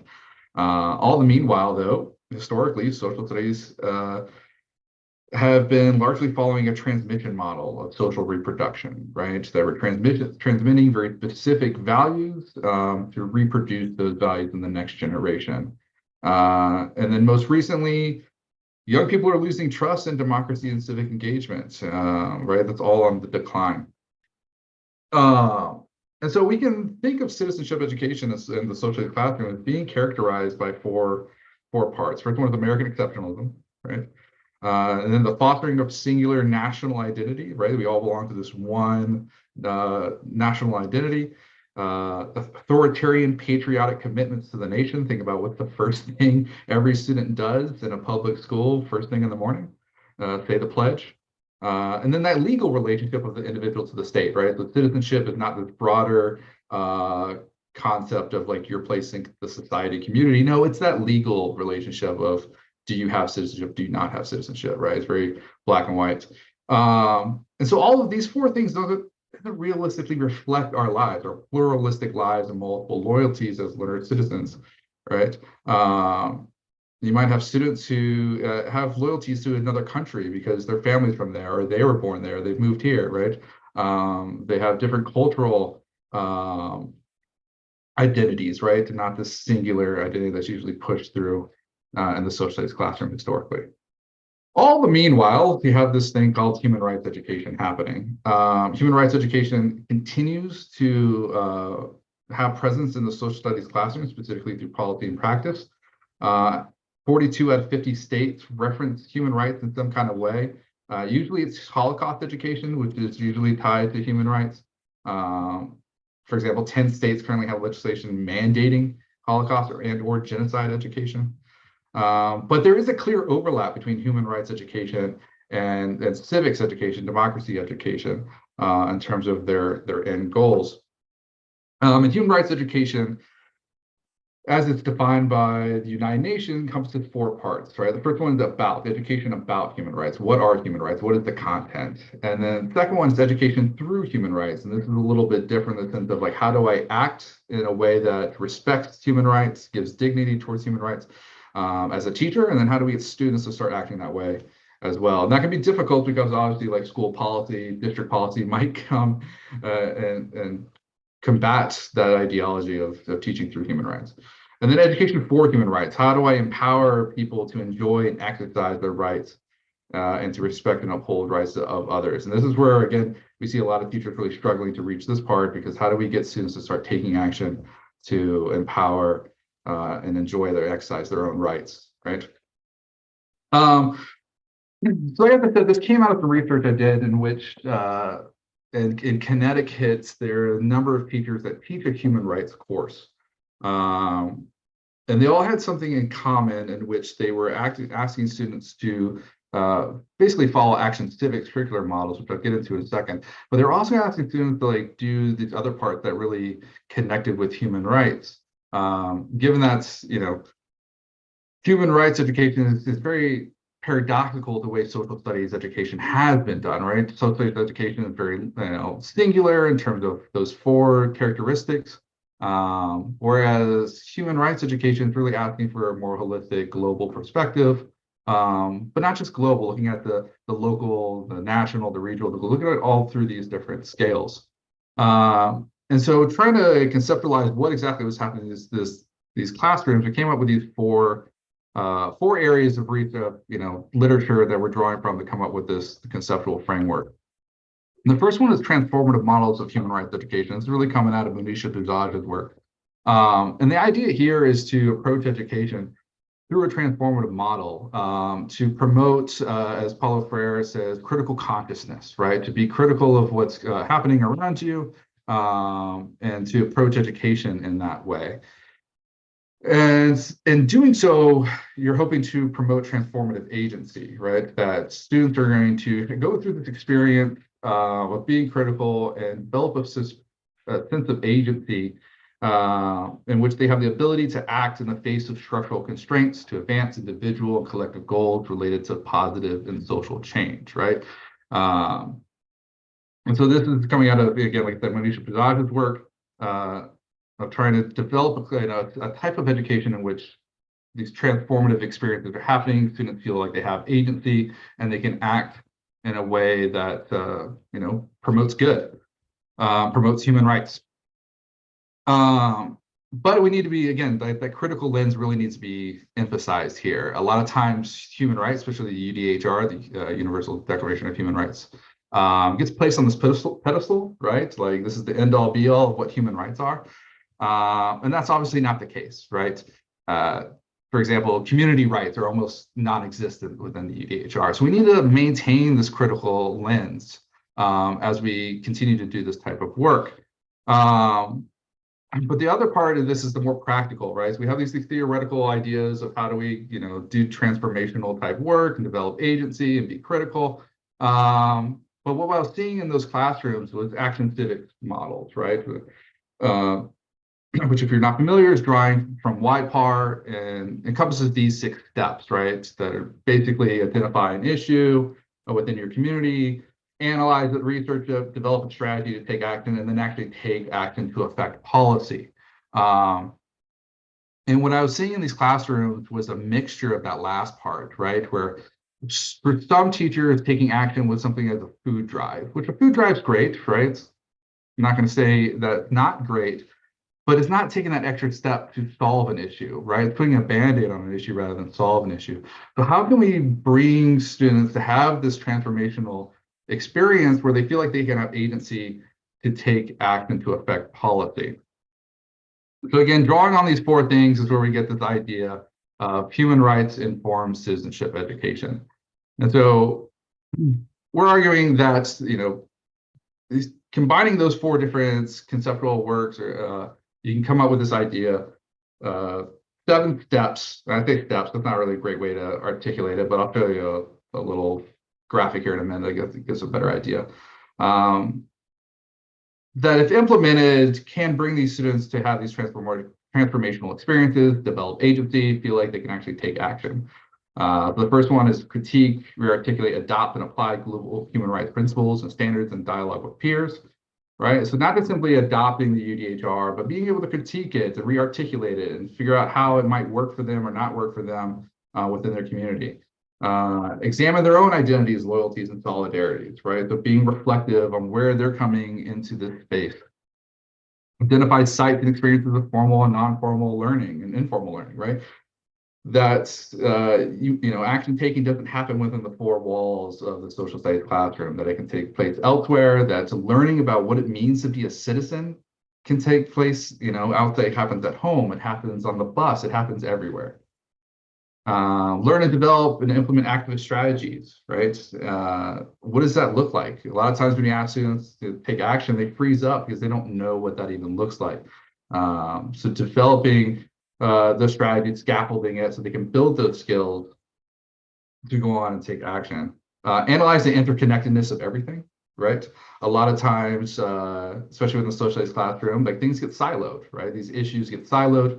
So we need to think about the interconnectedness of everything, right? If we're examining something as a food desert within the community, obviously there's a social aspect to that, there's a cultural aspect to that, there's an economic aspect to that, political aspect of that.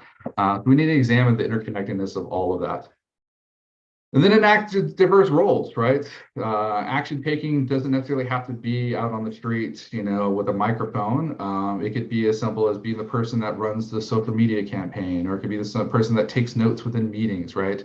That there are all sorts of different roles at all sorts of different levels in which you can be an active participant for change.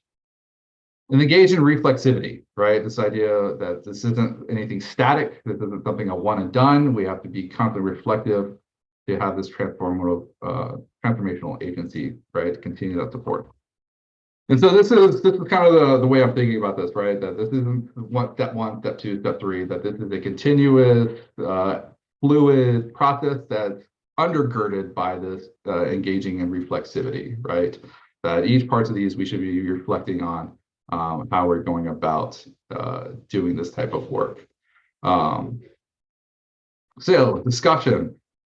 A lot of different things still here to tease out and figure out, but what are the specific classroom practices that support this reorientation of young people as learner citizens with this transformational agency, right? Yes, they were implementing these act and civics projects, but like what was the the day-to-day activities they were doing to help support the skill building and reorientation? How can human rights inform citizenship education across disciplines, right? These participants in the study overwhelmingly believe that human rights belonged in the social studies classroom. They were all social studies teachers. Like, how can we engage with other disciplines and make this more of a holistic approach? How can partnerships with community-based organizations help support experiential learning, right? So this idea that, again, what is citizenship education? What does it mean to be a citizen? Happens outside of the classroom too, right? It happens in both places. So how can we bring in community-based organizations who might already be doing this work to help give a sense of, what this work looks like, as well as, give the students the idea of like, hey, I don't have to be frozen in fear because I don't have these skills. I can look at this community-based organization as an example. What is the process of change that empowers teachers to engage in this type of work, right? We know why teachers typically avoid this type of work, right? Parent backlash, community backlash. They don't know the content, or they're scared to approach this content. They might be too emotional to deal with human rights type work. But what moves that teacher from I don't want to do this work to I'm willing to do this work? And then how does human rights inform citizenship education support transformative agency post K through 12, right? So if they're going through this process of learning these skills of taking action, specifically around human rights work, does that continue into college? Does that continue post-college? Or just like, hey, I learned this when I was 11th grade and that was awesome. And we changed the school mascot to something that was very racist, to something that is, a bird. We made actual change. That was fun, but I'm never doing it again, right? What does that look like? Does it continue moving on? So that's it. I would love questions. We have about 5 minutes for questions, so we're really kind of change things up a little bit to allow time for more questions in this session. So, well, this is very interesting. Let me say that. I'm sympathetic to the idea that human rights education has been, certainly in the United States, more about advocacy than about actually finding out what is going on. So I think it's important when you say, what are the day-to-day activities? And I know, well, I tackled that in a study in European countries, looking at some of that. And when you say it shouldn't be just the documents, the Universal Declaration and the constitutions and so forth.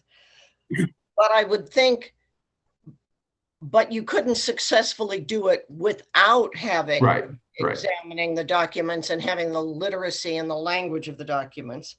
And similarly, that it wouldn't be successful if students weren't examining global perspectives, so that it's not just national, and you gave examples of local and national, but I think I can imagine in US classrooms, people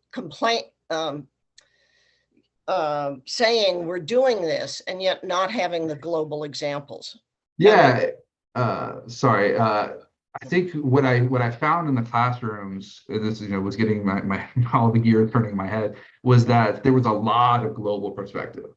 And so from the teachers, it was like, how do I bring this closer to home, right? To steal Eleanor Roosevelt's quote, right? How to bring human rights close to home. And so that was the real concern, is say, how do I make this a real thing for them? That it's not that human rights happens within their community, human rights violations happen within their community. It's not just something happening halfway across the world. And then two, because so much of human rights education focuses on human rights violations, they felt their classrooms were getting really depressing.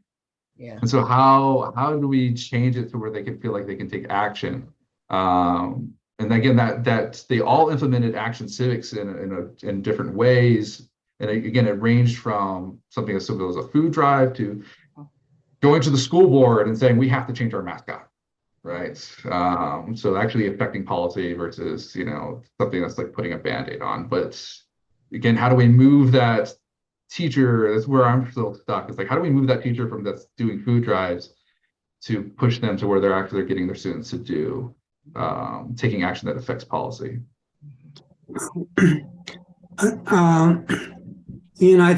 There are a couple of things that are somewhat troubling. One is the degree of complexity that you just presented. And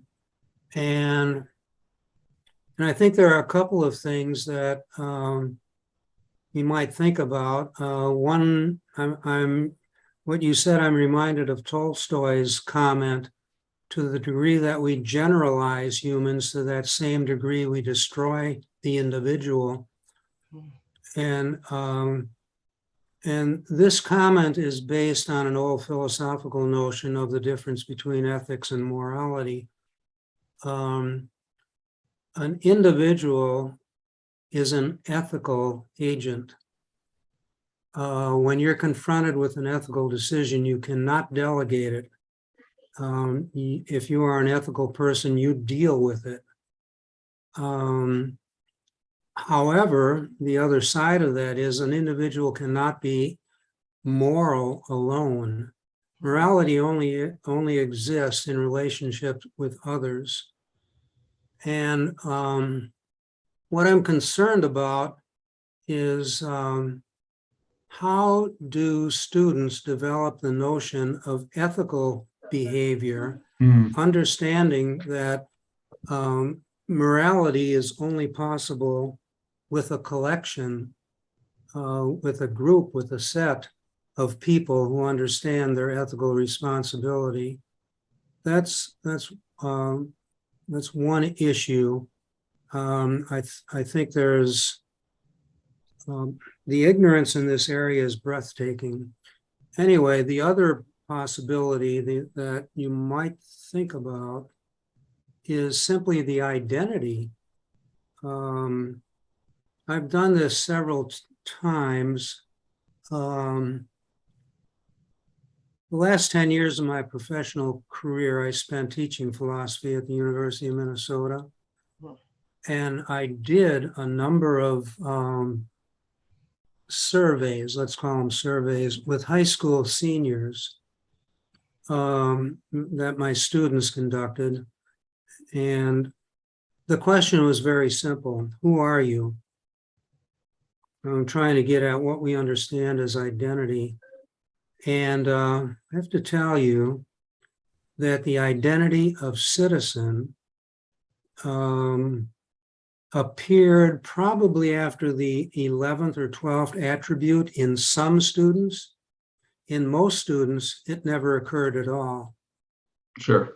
In other words, their identity does not include the attribute of citizen.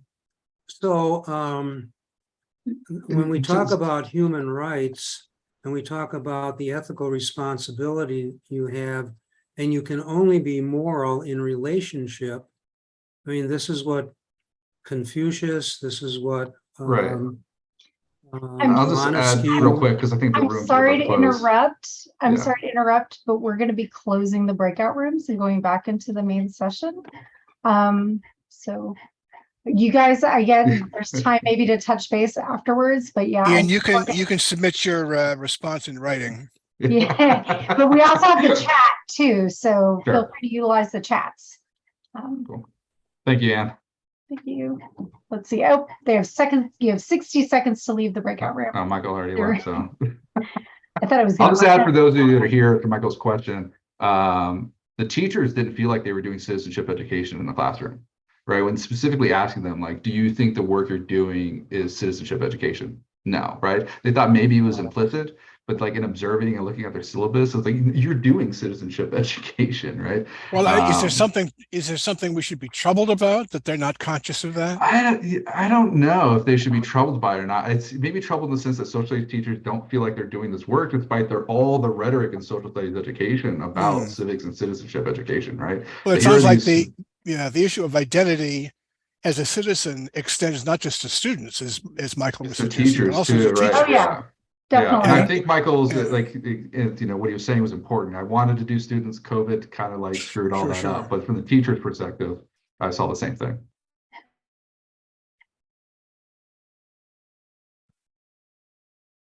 All right, I think most people are back here now. So we have about 12 or so minutes, maybe actually more like maybe 10 minutes to do some kind of Q&A, some general Q&A for, if you attended multiple sessions, here's those chances to ask questions, to tie threads together and things like that. And then we're going to allow about 2 minutes for closing to have messaging from membership and things like that.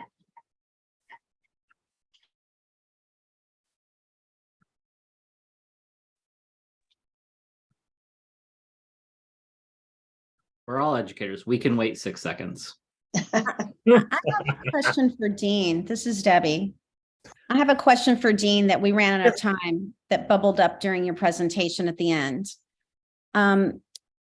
You were talking about, we talked about the other side of COVID, but I was really interested about the history of, were the teachers teaching anything about media literacy and doing anything remotely similar to what kind of bubbled up in spring of 20? And the answer to that was yes. One of the teachers, though, the teacher who was in New England, taught a current events class. And so he was teaching a little bit about media literacy, but it wasn't something that was like an essential object of the class. It wasn't one of the purposes of the current events class. Mm-hmm. But after COVID started, and then they did they moved to, the virtual classroom, then it really became a central theme in what he was teaching at that time. And then the similar fashion occurred with the other teacher who had the media literacy class. And that was the idea that really the shift of their class became talking more and more about the current events and then using that to examine what would have happened in the past. And then, of course, that required more, then you saw that new focus of, having the students look at different visions, different pieces of media related to the same topic and beginning to look, learning that media literacy skill of analyzing in those various perspectives. Thank you.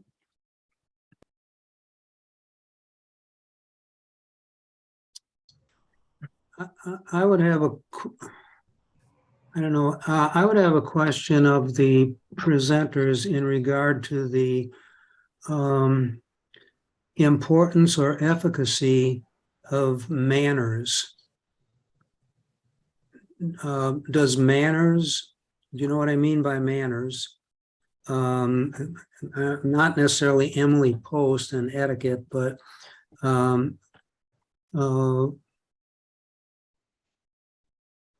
and manners in the etymology of the word is very similar to moral. In fact, they have the same roots. is any attention given to teaching manners? And what would that do for human rights or for any of the things that we're concerned about? Yeah, I'll take a stab at this. Yeah, that's something deeply interested in trying to figure out, in the sense that, my chapter and stuff, so it's very conceptual. It's coming out of a research study, like I said in my presentation. Coming out of Connecticut, which is, a state the size of the Dallas-Fort Worth, metropolitan area, but still very, it's 3.5 million people. The research I did, it was students that are taking courses of this, dual enrollment type course, where they're getting college credit for taking a human rights course in high school, right? So not your average student. But now I find myself in Nevada, which is a very different state, very similar population size, way bigger state, very spread out, most population between two cities. What kind of work is happening here? Because like human rights, it's a value system that's undergirding that work within that classroom in Connecticut. And so even if teachers are engaging in human rights work here, which I am doubtful they are, what does that look like, right? Is it the same type of value system that's happening in Connecticut? What's that comparative study look like? But more broadly, what is that citizenship, what type of citizen is happening here? There's some studies coming out. I think like Ryan Knowles, I think he's at Utah, has done some work about what type of citizen teachers typically engage with, and depending on their own political leanings, right? And what their pedagogical practice looks like because of that. So yeah, I'm deeply interested in that. I can't make any kind of generalizations coming out of that study, because it is very deeply rooted in the context of Connecticut in terms of what that value system that everybody is agreeing upon is.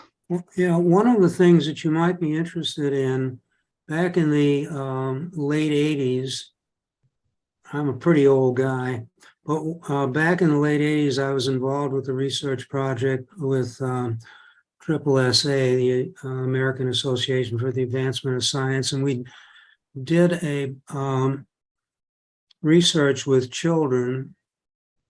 I did mine mostly with K3 students, but we specialized in middle school, high school, and then college graduates. And the research was about misconceptions. And because my background was originally in economics, I did misconceptions in economics. But most of it was on simple scientific ideas that we have misconceptions on. I don't want to take any more time, but if you're interested in the way, oh, by the way, the misconceptions about science, like a question, why are there seasons? The misconceptions of middle school children and the misconceptions of Harvard graduates, because we interviewed them coming off the stage, were quite similar. All of this schooling made virtually no difference in changing the perceptions of the world that they had. I would really recommend you looking at, there's a video of it, a culmination of the research, and it's called A Private Universe. And it's available from Smithsonian. And all you need to do is go there, you'll find it, click on A Private Universe, and be amazed.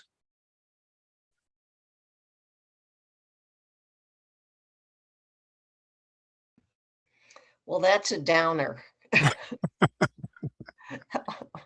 We can't end that way.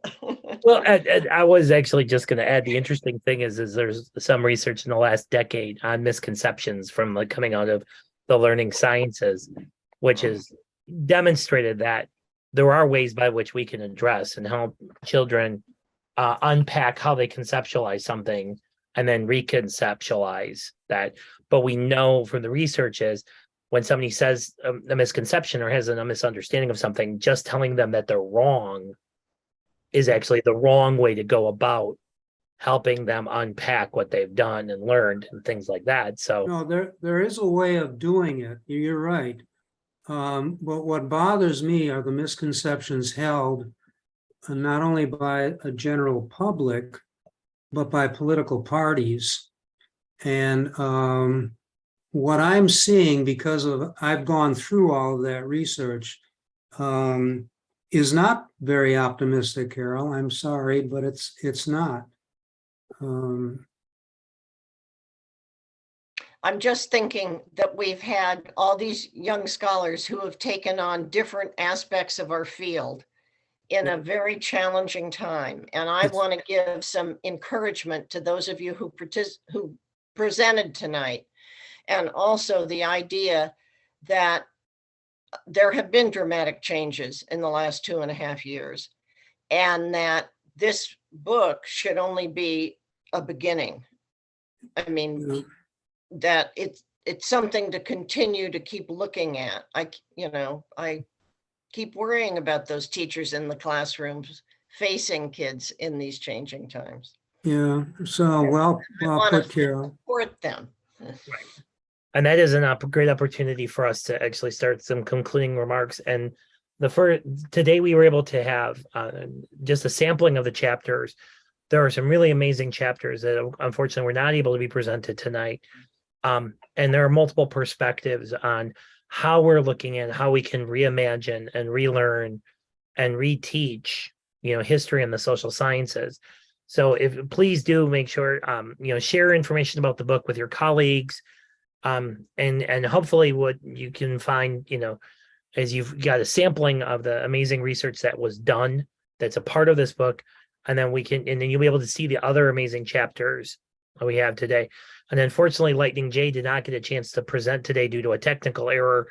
We're looking at some way that we'll be able to have him be able to talk about his chapter and share that with all the attendees and the rest of SSEC. And then Sarah, you had some final comments that you would like to make tonight? Hi, yes. I'm Sarah Demoyne. I have the privilege of being current president of SSEC. And so I just want to thank everyone again for your participation and for the dialogue that we continue to have. And I just want to share a few upcoming things that maybe you can also continue to be involved with. So quickly, just to let you know, if you're going to be at CUFA, we are going to have an SSEC get together at Strange Loves. It's just a short walk from the convention center, and that will be Tuesday night. So if you get in, come hang out with us, come get a drink, and we can continue some conversation. We also just this week published the call for our summer conference. Is going to be in Western Washington, in Bellingham, Washington. The theme is dismantling spaces of silence. And that information has gone out to SSCC members and will be up on social media this week for those that are interested. And then finally, putting in the plug for you, if you have enjoyed working in writing for this book that has just come out and dialogue that we have, opportunities to be a member. Our fee is quite a deal, I think, compared to many other organizations, and can get you a free book, just like the one that is coming out, hopefully in print next month. So again, thank you, and let's continue our conversation as we continue to hope to encourage social studies educators and to really encourage the change we hope to see. So thank you. Thank you. Thank you. Good to see you all. Thanks, everyone. Hope to see you in Philadelphia. Yes. Good night, Yeah. everyone. Good night. night. Good night.